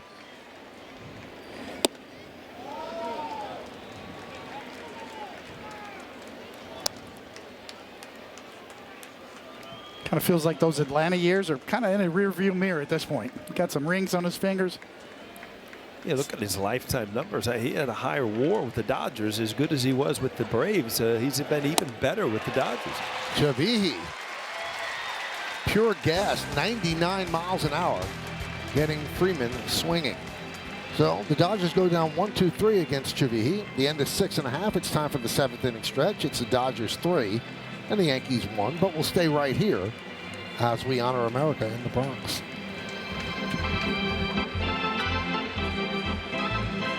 Your attention, please, ladies and gentlemen. Will you rise and remove your caps? Today, the New York Yankees are posthumously honoring as their veteran of the game, United States Army Sergeant Thomas Blundell from Brooklyn, who served in Vietnam and was awarded the Bronze Star and Purple Heart. The Yankees say thank you, Thomas, for your sacrifice and for your service to our nation, and send condolences to the Blundell family on his passing.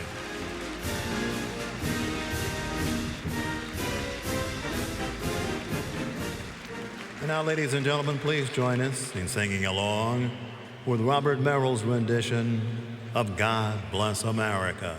God bless America, land that I love. Stand beside her and guide her through the night with the light from above. From the mountains to the prairies, to the ocean, white with foam. God bless America, my home, sweet home. God bless America, my home, sweet home.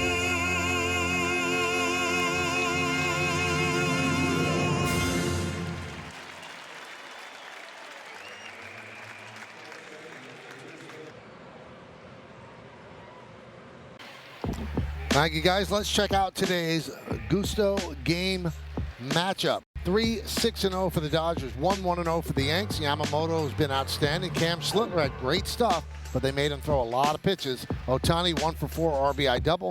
Trent Grisham, the only hit for the Yankees, the only run, the only base runner. Yamamoto at 68 pitches. Ford scoreboard 3-1 Dodgers. Ben Rice leads off.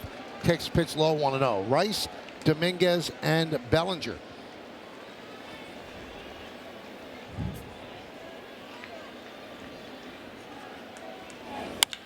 That one is driven into right center field. It's a base hit. Splits the outfielders, and it goes to the wall.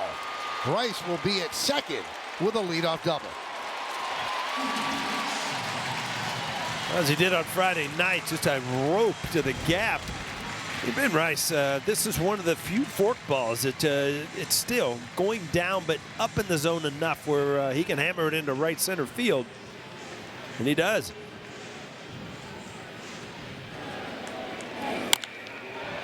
Barreled up and another bullet right in the gap.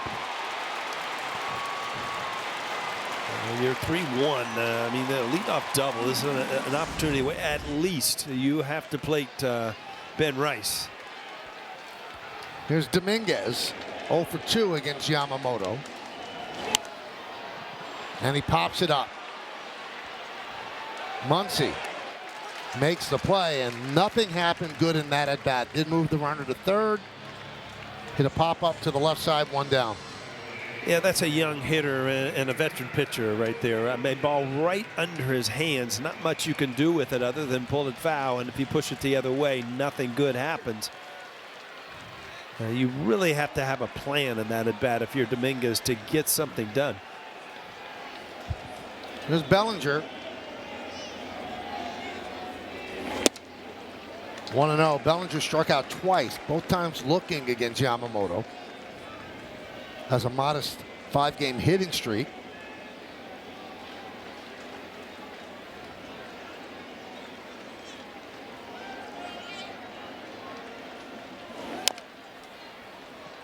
One and one.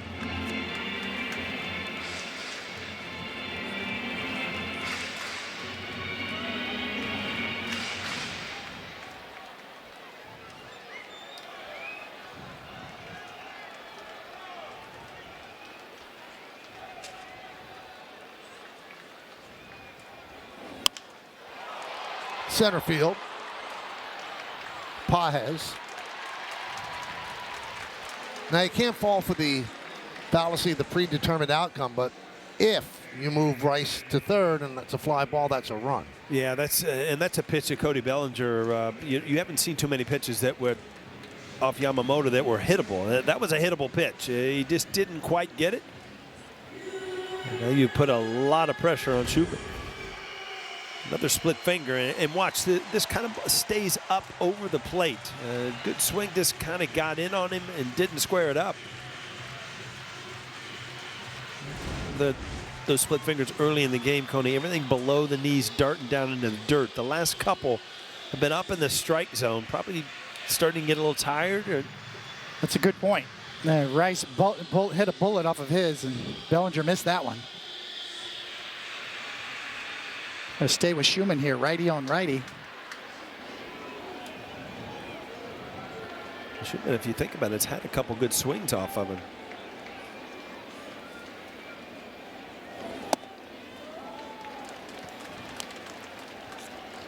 Oh and 1.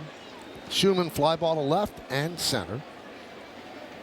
Came into the game with a .397 on base percentage. So seen a lot more time as he has proven to Aaron Boone that he can contribute. Get things done. The 0-1. Big spot for him right here. 1-1. Rushing went out and talked with Yamamoto because the two bad pitches in this inning, splitters that didn't go down. Maybe so let's stay away from that. Economical pitching for Yamamoto.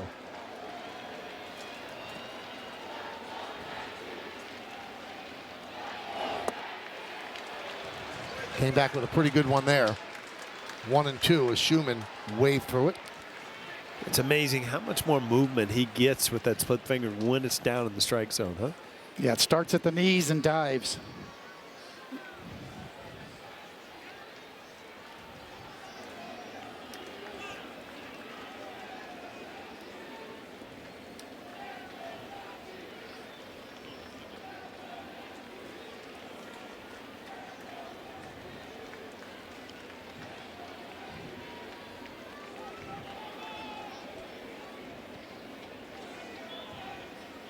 One, two. Slider misses outside. 2-2. Good take right there. Tough pitch. Good pitch. Good take.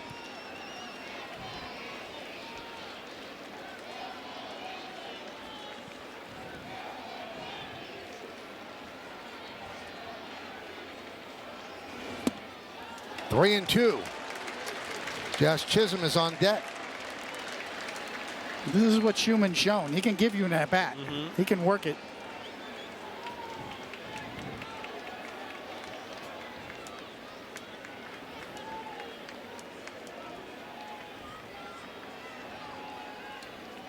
Yamamoto steps off.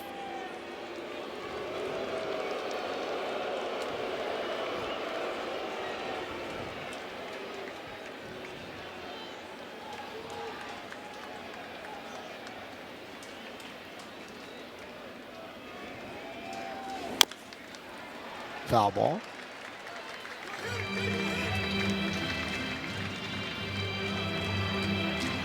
Yankees 2 hits.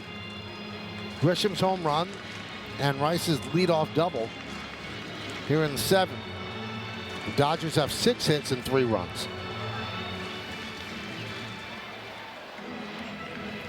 RBI double by Ohtani in the 3rd. RBI single later that inning by Freeman.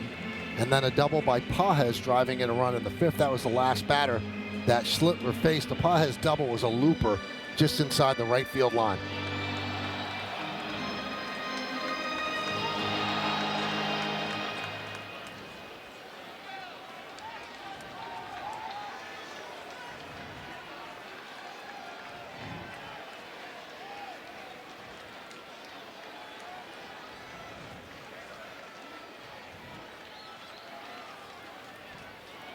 The 3-2 lined into center field. Pages right there, and that'll do it. So the Yankees waste the leadoff double. Will go to the 8th.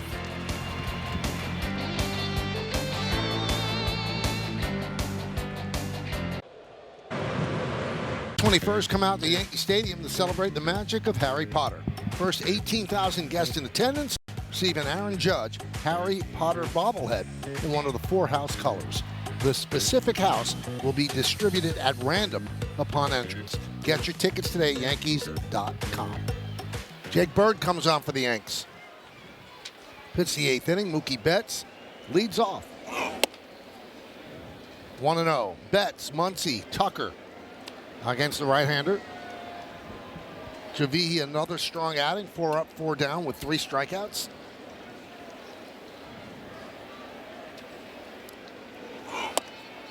And a strike. So, Paul, did it surprise you what I said earlier that over 50% of doubleheaders are swept? It really did, and it just seems like you have such a tendency to show up one game and then possibly not the other. But those percentages really sweeping a doubleheaders. That gets you in the right spot.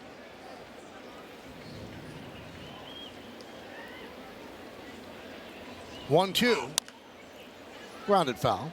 I was talking to James before the game about this, and Coney, it's just how many decisions really does Roberts make? Because the Dodgers are not like a lot of the teams, including the Yankees, that match up specific guys with righties and lefties. You've got Ohtani, Pages, Freeman, Betts, Muncy, Tucker, Teoscar Hernandez, and Edman, who pretty much play every day. I mean, that's 80 of your players right there that you're not worried about the platoon system. And every once in a while rushing, obviously as a catcher will get a day off. But interesting to me what they do tonight. Same lineup, or do you file a couple guys in there? Swing and a miss. Betts down on strikes. Right out of the hand, you could see the spin. Tight and quick.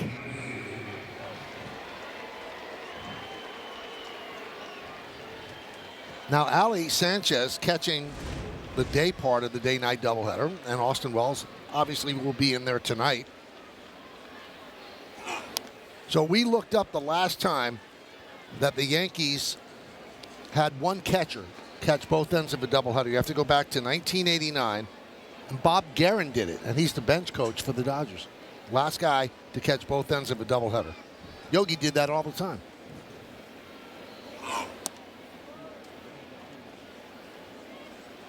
Muncy with the big home run on Friday, and he's creeping up on the Dodgers home run leaderboard. Duke Snider's the top at 389. And Muncy is in 6th place. Kind of surprising. 1 behind Ron Cey.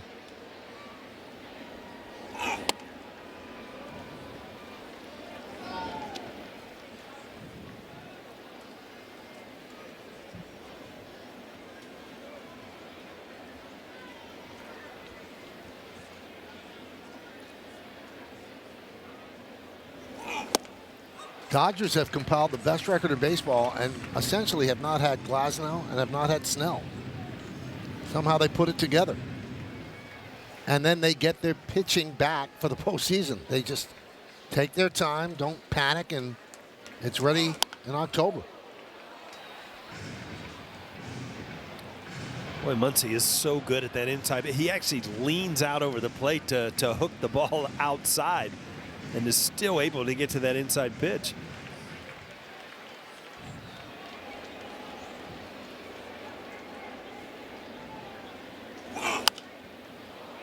Popped up, long run for McMahon. He can't see it, doesn't know where it is, and it falls untouched. He had no clue. Now, there's really no clouds in the sky. It's just blue skies, but it's a high sky. Yeah, he's got the old flip down. So, if you can't find the ball, your sunglasses are not. It won't come out of the sun. This is what you're going to see. And right there, you lose it. You just don't have enough to re-find it. It's a bad feeling. He's got the old flip sunglasses on, too, and he had him down. Still couldn't find it. You don't see those too much anymore, but he's old school with the flip down sunglasses. Yeah, they used to give you problems when you were running like diagonal in the gap. You would see the bridge of the glass, of the glasses, the plastic part. That's where, the new, Oakleys and Nikes and things like that were much easier for an outfield. So he flips it? Immediately you flip it down, but he took his eye off of it to kind of look at, where he was, and that's when you lose it. I'm wondering too. We saw that shot overhead. If it's a little hazy in the background from the wildfires too. Certainly, you could see that. That's right where it was. The ball comes out of that haze. So I mean, not making excuses for anybody, but it is what it is. Left field right now as the year gets. Towards the end of the year, the sun really gets bad. Left field, shortstop, third base. Those are your sun places. That's one thing I always appreciate when playing right field. I look over and I didn't have an issue with the sun. If I saw the ball, you were fine because with the angle of the sun, you wouldn't lose it in right field. Well, the first year when you played left, was it that much more difficult? It was bad, and especially later in the year, going towards the gap and balls. It was almost impossible. Boston, right field on earlier games was tough. You could lose balls. I remember Lou Piniella lost that ball in the playoff game and just kind of stabbed, and it went in his glove. Probably saved that game. Uh-huh.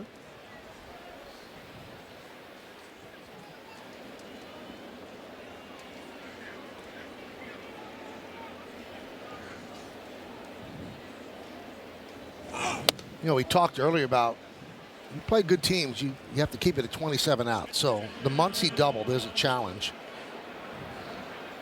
presented by T-Mobile. And the Yankees are out of challenges. Pitch the ball. New York has exhausted their challenges. They haven't just used them all, they've exhausted them. But Muncy got that double in the second, which should have been an out. And then you're forcing Slittler to throw more pitches. And now that pop-up that didn't get caught gets Muncy to walk, and again, you're putting more pressure on Bird. So at this point, the Dodgers getting 29 outs. The Dodgers don't need 29 outs. I mean, they are a solid lineup, and they're playing well this series. There's no doubt about it. They came in on a 3-game losing streak, but you can tell they're just a solid team. Went over the numbers on Friday. They pitch well. They catch the ball. They hit well. I mean, they're just a good all-around team.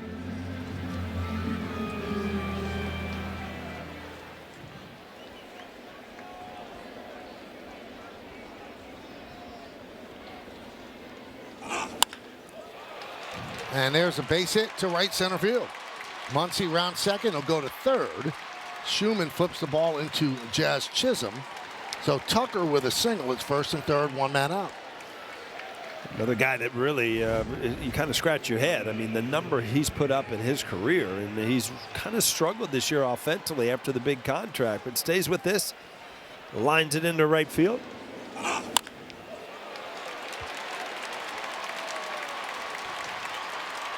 Once he gets a good read, and that's such a key thing on first base. I mean, there was no hesitation, so you're just cruising into third base. You know where the outfielders are before the pitch is made.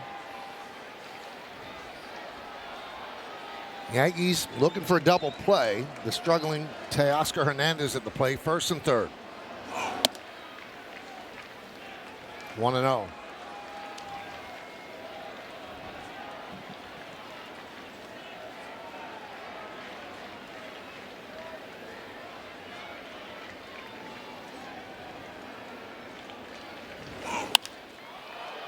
Fly ball right field on the run. Schumann, he slides, can't make the play, and it bounces into the seats for a double. So Muncy will score. Tucker will move to third. Hernandez gets a double and an RBI, and it's 4-1 LA. Well, Hernandez, his whole career has had a knack for putting together at bats and driving in runs. Schumann gave it an effort over in the corner. I mean, it would have been an unbelievable play. Fastball kind of stays up in the zone. He just fights it off the other way.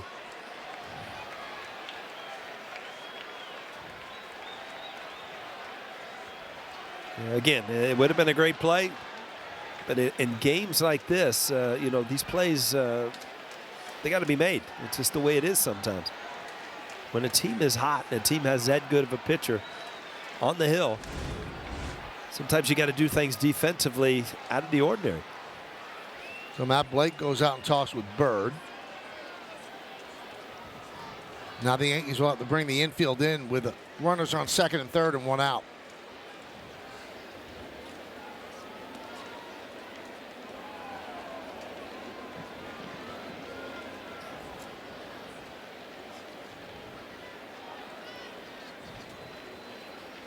Dalton rushing 0 for 2. 2 strikeouts and a walk. Infield is in. 1-0.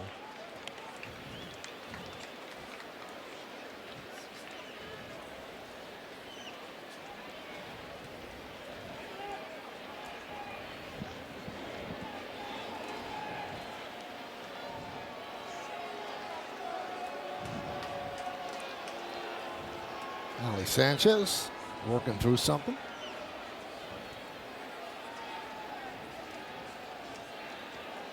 Tucker at third, Hernandez at second. 4-1 Dodgers. Snap throw to third, diving back, Tucker. Set play, timing play.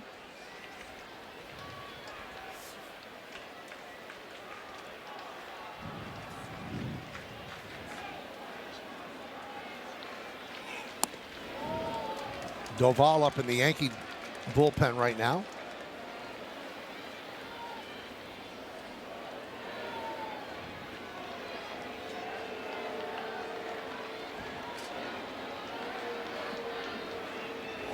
And the bases are loaded as Rushing walks on 4 pitches. I'm not sure Doval is ready to come in, so this is still Bird's inning with Edman coming up. Yeah, you got to kind of manage a little. I mean, right now you're losing, and you got another game tonight. You can't just keep firing pitchers out there. Somebody might have to bite the bullet here to keep your pen fresh for the night game. And a strike to Tommy Edman.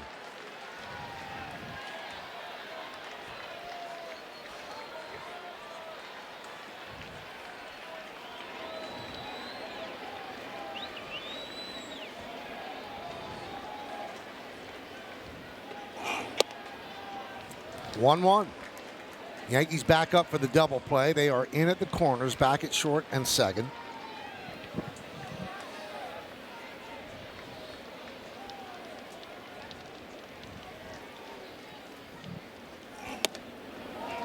Two and one.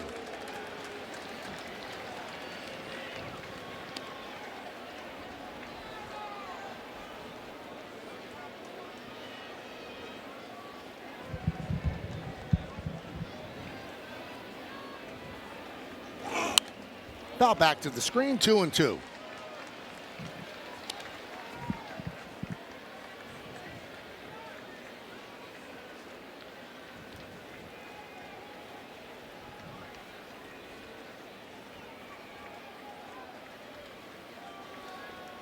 And the pitch.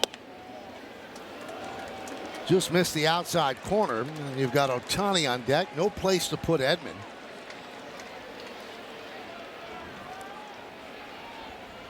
Crowd starting to get restless.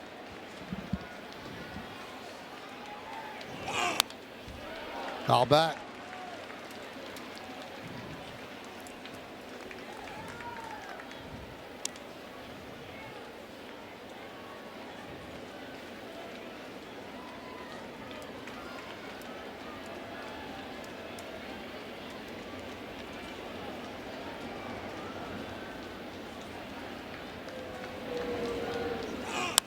Hit sharply and past a diving Rice into right field. 1 run scores. 2 runs score. Edman with a 2-run single, and it's 6-1 Dodgers. Well, it just seems like the Dodgers have been knocking on the door all day to break this thing open. They just kept adding big hit after big hit in big situations, and that one right there kind of shut the door. Two-seamer. It's a little bit too much at the plate, huh, Cody? On a 3-2 pitch, you got to throw a strike.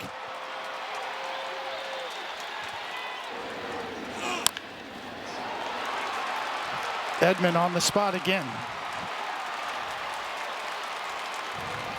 And now the way Bird is struggling, you're concerned about Ohtani putting one on the ground concourse. First and second with 1 man out.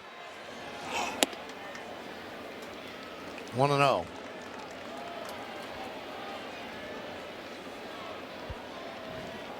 Ohtani doubled in a run and scored a run in the third. 1 for 4.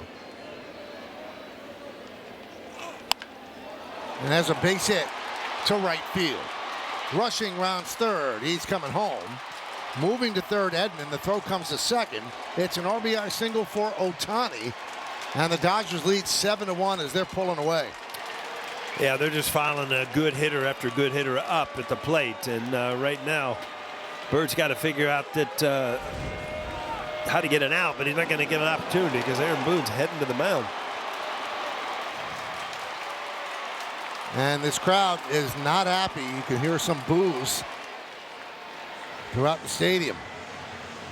So Boone takes the ball from Bird. He's going to call on Doval, and the Dodgers lead 7-1.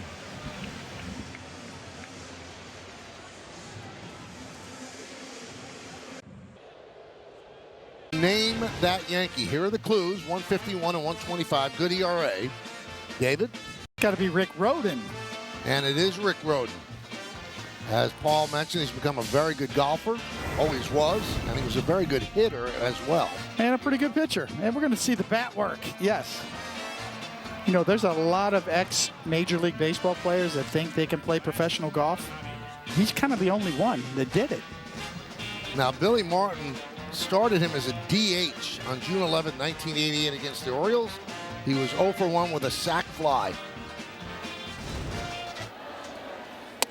Pitch inside from Doval. Played on the seniors tour in PGA. It was legitimate. Had a second career, really. Made money as a professional golfer. See the numbers with the Yankees. A tough trade for them. They traded Doug Drabek, who turned out to be a really outstanding starter. And Pages gets drilled by Doval. The bases are loaded. Well, he didn't even grimace. He must have had an arm guard. That must have got him there. Let's take a look. Yeah, right on the back of the arm. He does have a guard on, but not sure if it got it. Sounded like it did.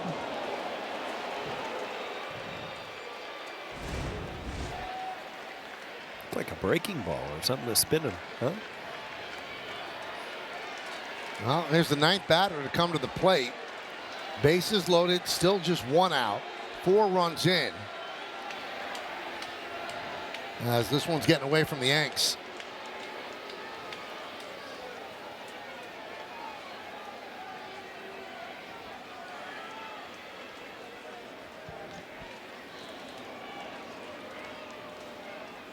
A little trouble with the pitch com.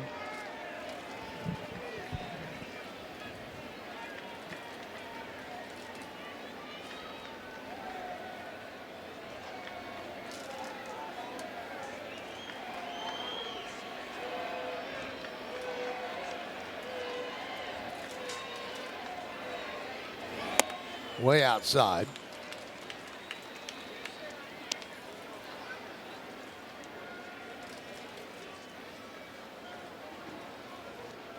Seven, 10-0 for the Dodgers. 1-2-0 for the Yanks. They've been shut down by Yamamoto.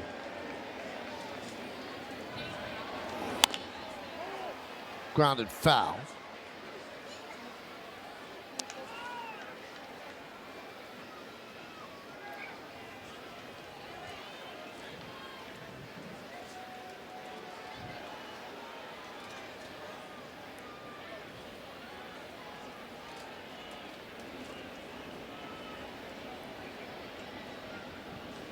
Doval deals. Drop the slider in there for a strike.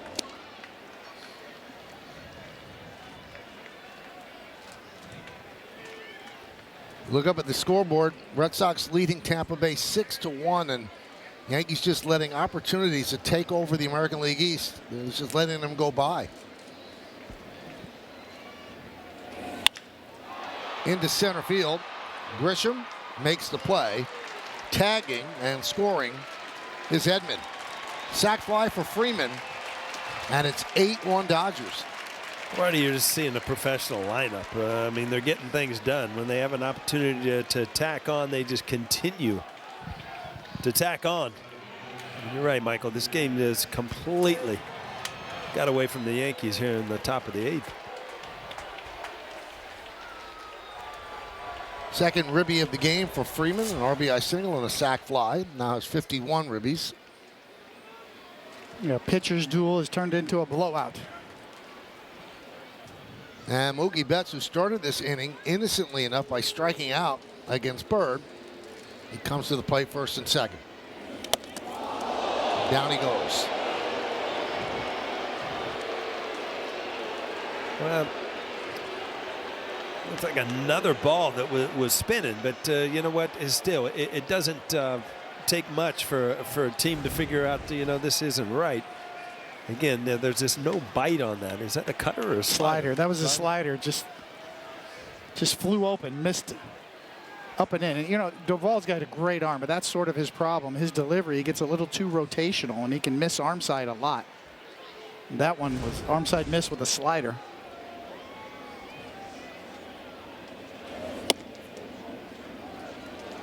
We talked about, you showed Yamamoto's delivery earlier. We had some great shots, from our cameraman, our truck. Yamamoto had that gather and that glide towards home plate before he delivered. You can see Duvall gets a little too rotational with his shoulders. That front shoulder can fly. Very close delivery and then flies. So when he's right, it's very good. But when he's wrong, you can see that's where it goes wrong. It's mechanical. You got to hold it in there. Same with hitters. Keep your shoulder in there a little longer. That's the glide part of the delivery before you fly and release the ball. 3-0. Ball 4. Bases are loaded again.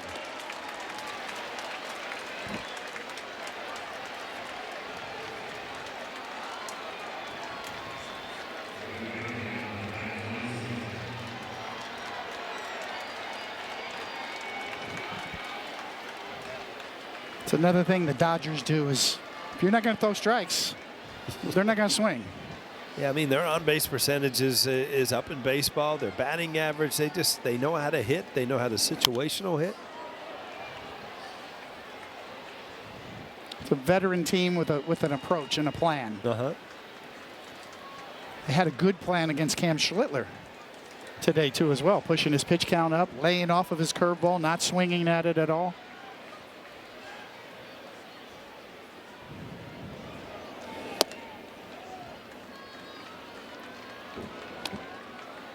One of the first lessons I learned in the big leagues coming up was unless you can throw your curveball for a strike, big league hitters will not swing at it.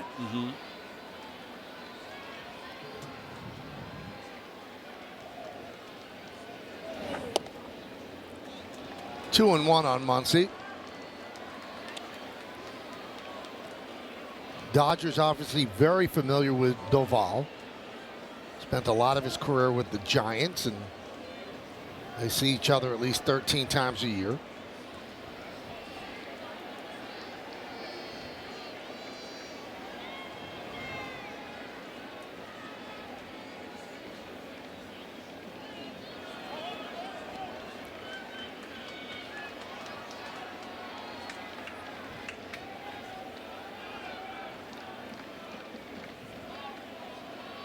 And the pitch. 3-1.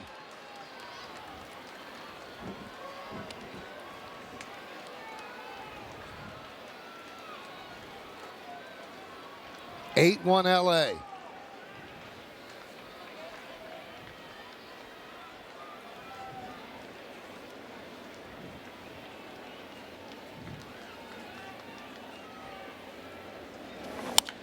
Grounded and grabbed by Rice. He'll step on the bag, and that'll do it. But the Dodgers put a 5 spot on the board. They leave the bases loaded. They're up 8-1.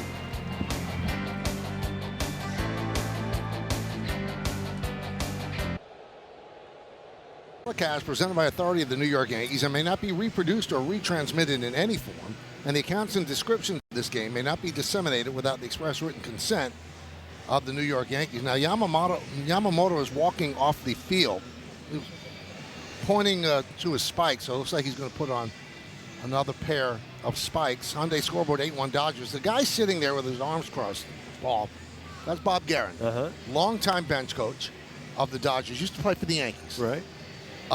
Steve Sachs was on the Yankees when Bob Guerin was a Yankee. Now, Bob is a member of the Large Noggin Club, Oh, which I'm a member of, too. All right.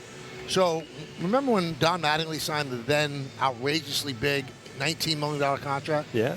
Steve Sachs would go around asking people in the clubhouse, media members, teammates, what would you rather have? Mattingly's $19 million or Bob Guerin's head filled with nickels? You know, maybe not Matting. Maybe Ohtani, I think you'd have to take Ohtani's money, right? But Bob's a good guy, smart baseball man, and he's a good right-hand man for Dave Roberts. But, yeah, Sachs, at any opportunity, would just ask people that. So here's Yamamoto noticing something wrong with his spikes, telling home plate umpire Rob Drake, got something wrong there. Got to fix it. Something came loose. Yankees have another game tonight against the Dodgers, day-night doubleheader. Elmer Rodriguez will be the 27th man, and he will probably get a start, maybe, but they could also use him as a bulk guy. We'll take a look at the Mercedes-Benz road ahead. One more game against the Dodgers, 7:20 start. You can watch it on NBC. Post-game show will be on Yes. Then the Pirates come to town for 3. Monday night, Tuesday night, and Wednesday afternoon, all on Yes. Thursday is an off day. Then the Yankees begin a very long road trip. 3 against the Phillies, 4 against the White Sox in Chicago, and 3 against the Cubs in Chicago. So not too easy. Got Girardi with you in Chicago there? Yes. Yep. We're going to stay in his old dorm room at Northwestern. Nice. That'll be Well, you fun. found his ID the other day. You can probably still Yes, get you in, he right? could probably still get in, yeah. So Yamamoto has fixed his spike issue, and now we are ready to roll here in the bottom of the 8th inning. Hey, Michael, you guys laugh about Joe Girardi going back to the dorm at Northwestern, but we actually did that for an episode of the Joe Girardi toured his old dorm, and he said it looks a little different than it used to, much smaller than he remembers. Now, we might be visiting some of Meredith's old haunts in Philadelphia. Nice. Right, Mer? And a time will be had, Michael. As it was and as it will. To a cheesesteak guy, Michael? I don't mind it. Yeah, there you go. Yeah. You know, all the opposing players talk about the cheesesteaks in the clubhouse in Philadelphia and how you can't avoid them. 0-2. New left fielder Alex Call.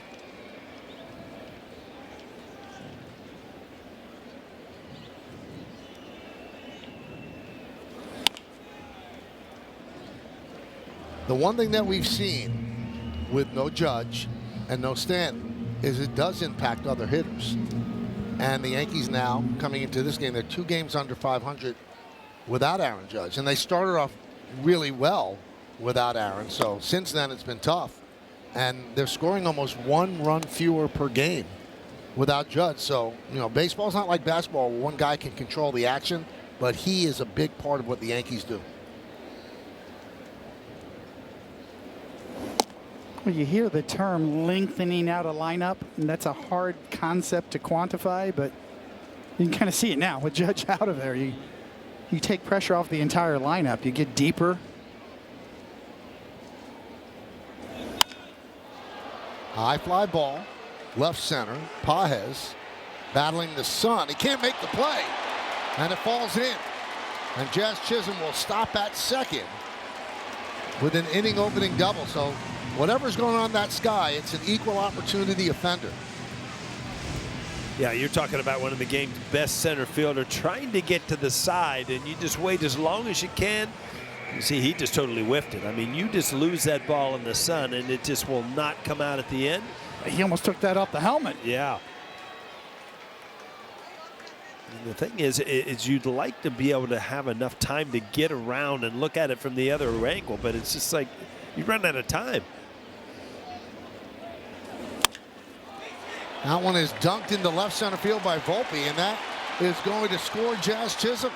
So an RBI single for Volpe, and it's 8-2 Dodgers.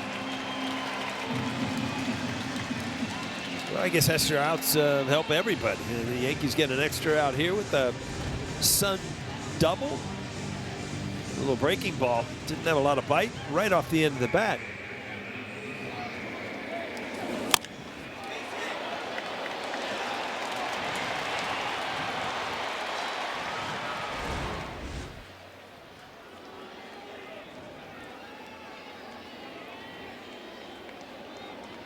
Here's Ryan McMahon.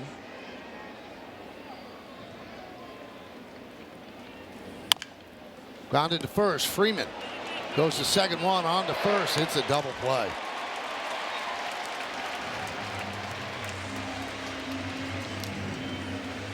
What kind of tailor-made here, Cody, right? Right off the bat. Freddie Freeman's done this one before. Yeah, that's part of Yamamoto's arsenal, is to be able to get ground balls. Slider down there or splitters down. So excellent command with his fastball, but when he needs to get a ground ball, he can live at the knees and below. Strike to Sanchez. Sanchez 0 for 2.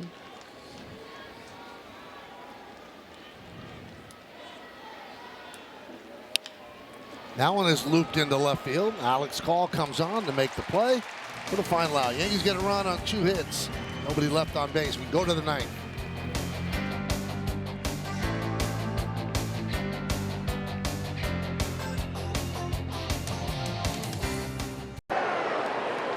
By Optimum Fiber, famously fast fiber internet.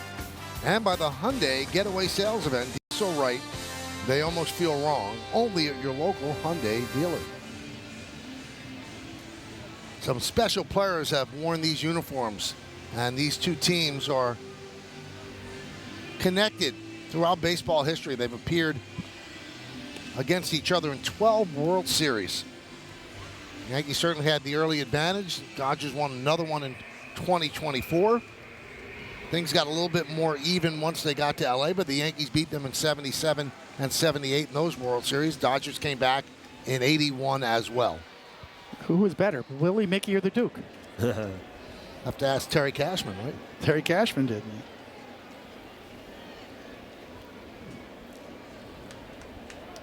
Doval still out there. Will face Tucker, and there's a strike.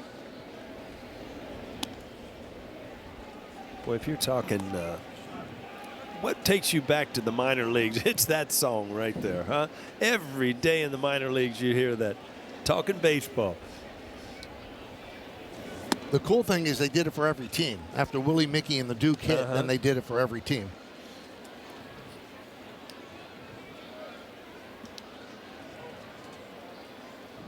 But when you talk to old-time players, they just say that there was nobody, ground ball to Rice, nobody that even came close to Willie Mays in terms of talent, everything that he could do.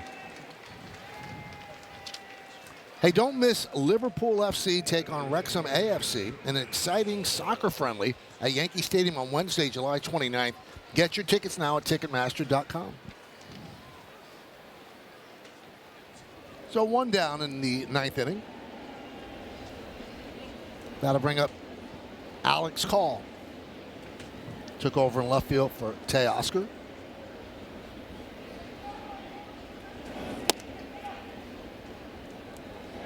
One and 0.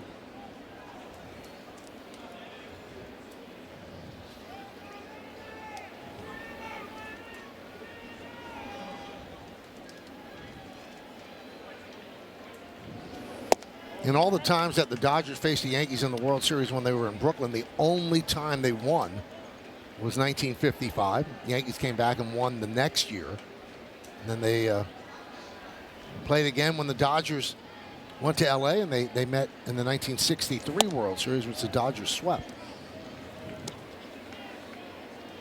There's always games you remember as a kid growing up, watching those big games. That at bat with Bob Welsh and Reggie Jackson. Oh, yeah.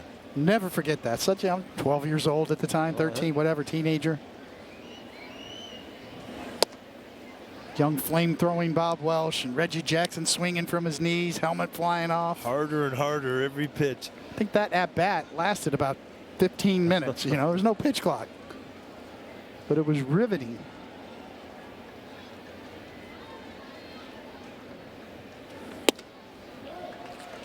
And then Reggie on the base paths, smartly taking one off the rear end, break up a double play.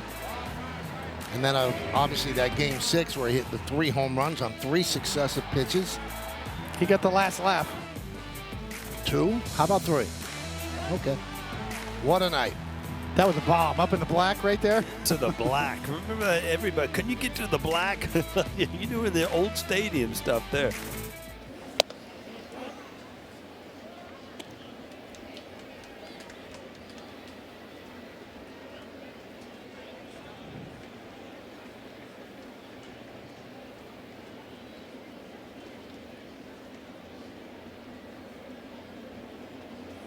trying to recall, Paul, did you ever hit one into the block? I don't think so.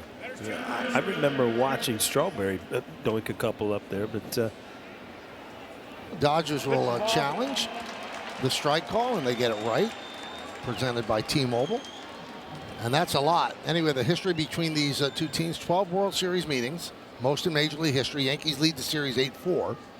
Larson's perfect game, Freeman's walk-off grand slam in 2024. You can't write baseball history without Yankees-Dodgers World Series.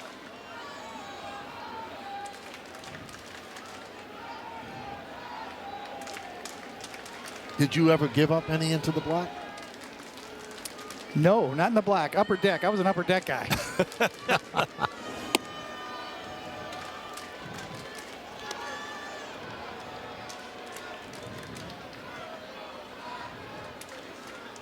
Our good buddy Ken Singleton hit one into the block. did he really? Yeah.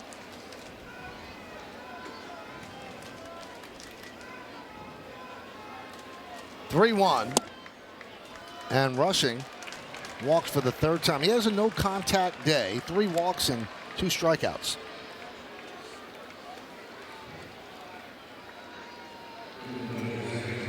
So 3 walks for Doval.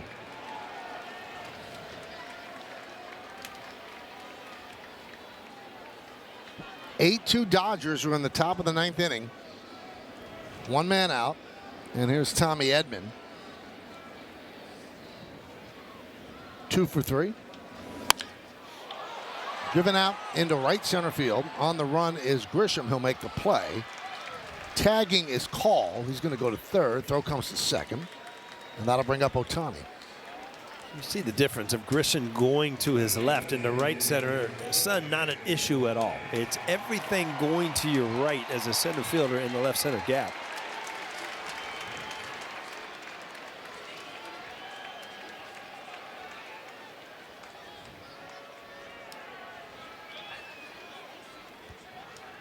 So here's Ohtani.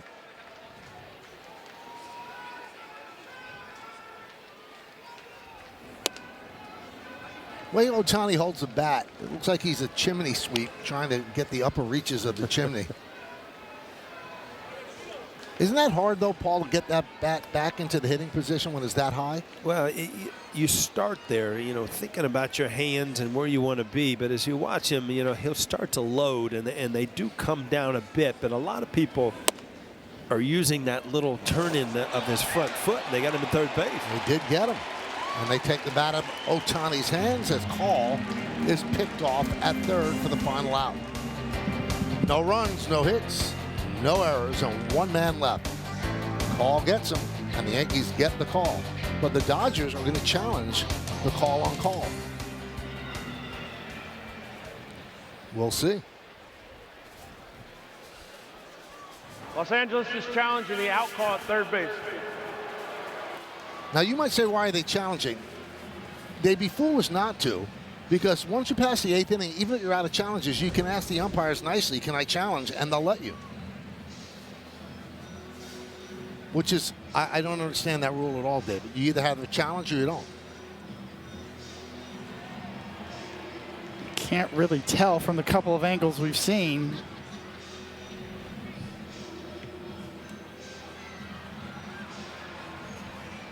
He might be in.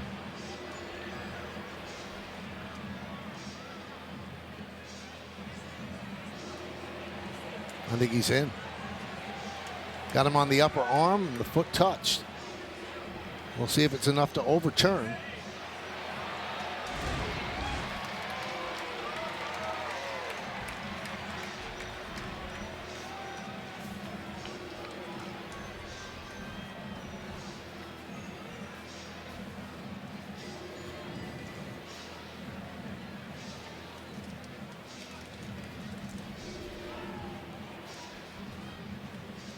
Big challenge because it does give Ohtani a swing if he is indeed safe at third.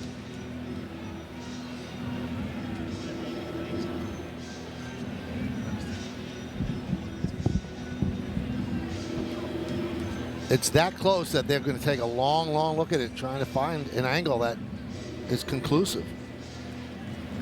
And remember, the out on the field, the call on the field is out. So they have to have enough to overturn that.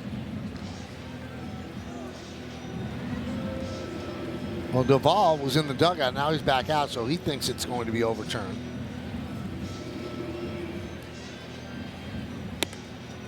Man who made the tag is in the dugout, Ryan McMahon.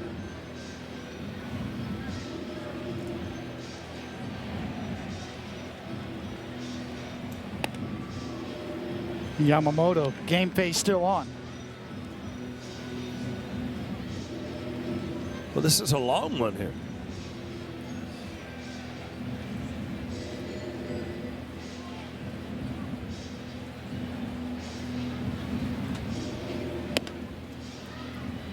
Got to be a little quicker. They got a game after this. I was going to say.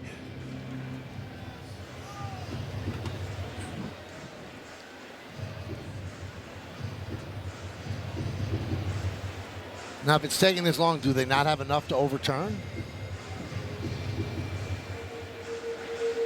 Generally speaking, that's what would lead you to believe that. Yes.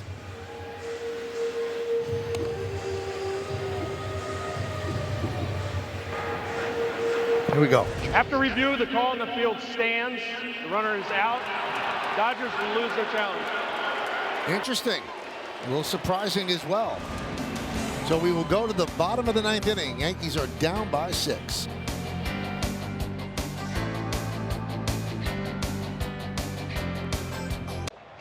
Out for the WB Mason Yankees postgame for highlights, analysis, and reaction from today's game. Plus Aaron Boone on the manager's report and a look ahead to Game 2 tonight. Yamamoto wants a complete game, so he's out there to pitch the 9th.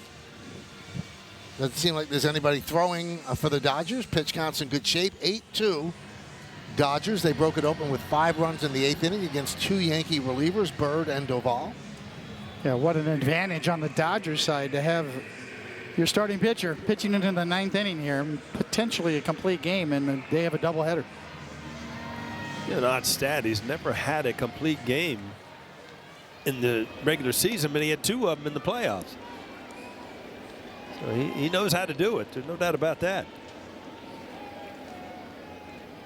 Top of the order for the Yankees, Trent Grisham hit a home run in the 4th. 1-0. And if you look at his start today, Coney, it was never in the game was he searching for anything. You know, he just had total control of everything he wanted to do on the field.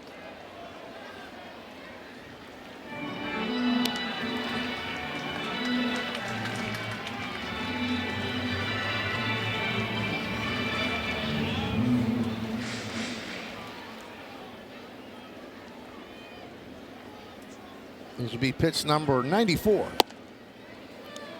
2-1.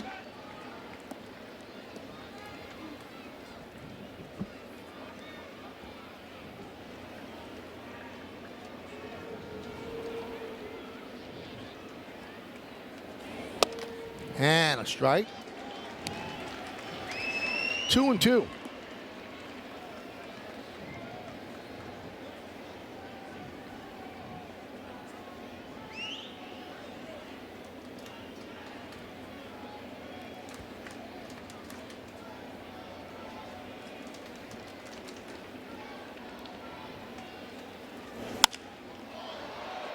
Let's see if Pages wins the battle with the sun, and he does.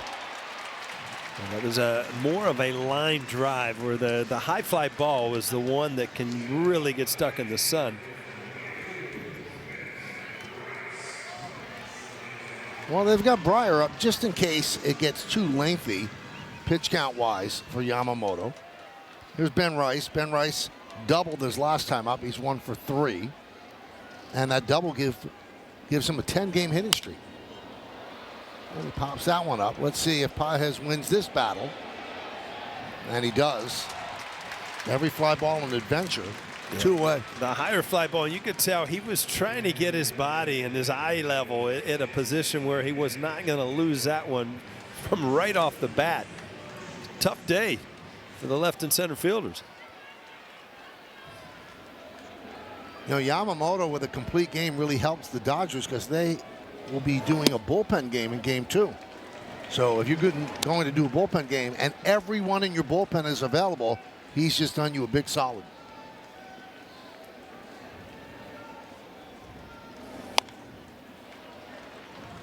Oh and 2. Dominguez 0 for 3 against Yamamoto. Dominguez batting third today, the DH.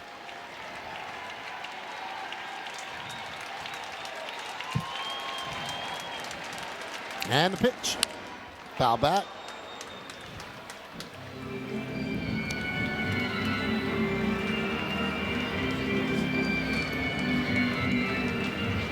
Pitch number 101 about to be delivered.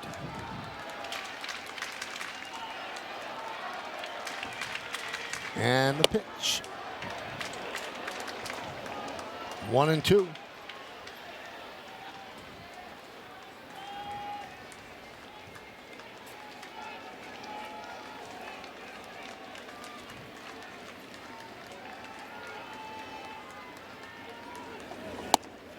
Strike 3. That's the ball game. And all Dodgers as they beat the Yankees 8-2 in the first game of a day-night doubleheader. We talked about a marquee pitching matchup. For a while it was that, but Schlittler's pitch count started to rise, but Yamamoto ended up living up to the billing. He was that good. He was spot on all day, Paulie, right there with all of his pitches. Well, you're seeing why the Dodgers record is what it is. I mean, they do good things. They've got a solid lineup. They make the plays, and their pitching so far in this series has been tremendous. We'll come back. We've got some awards to give out, and then Bob and Jack on the postgame show with Meredith will break it down, and we'll hear from everybody we need to. Coming up.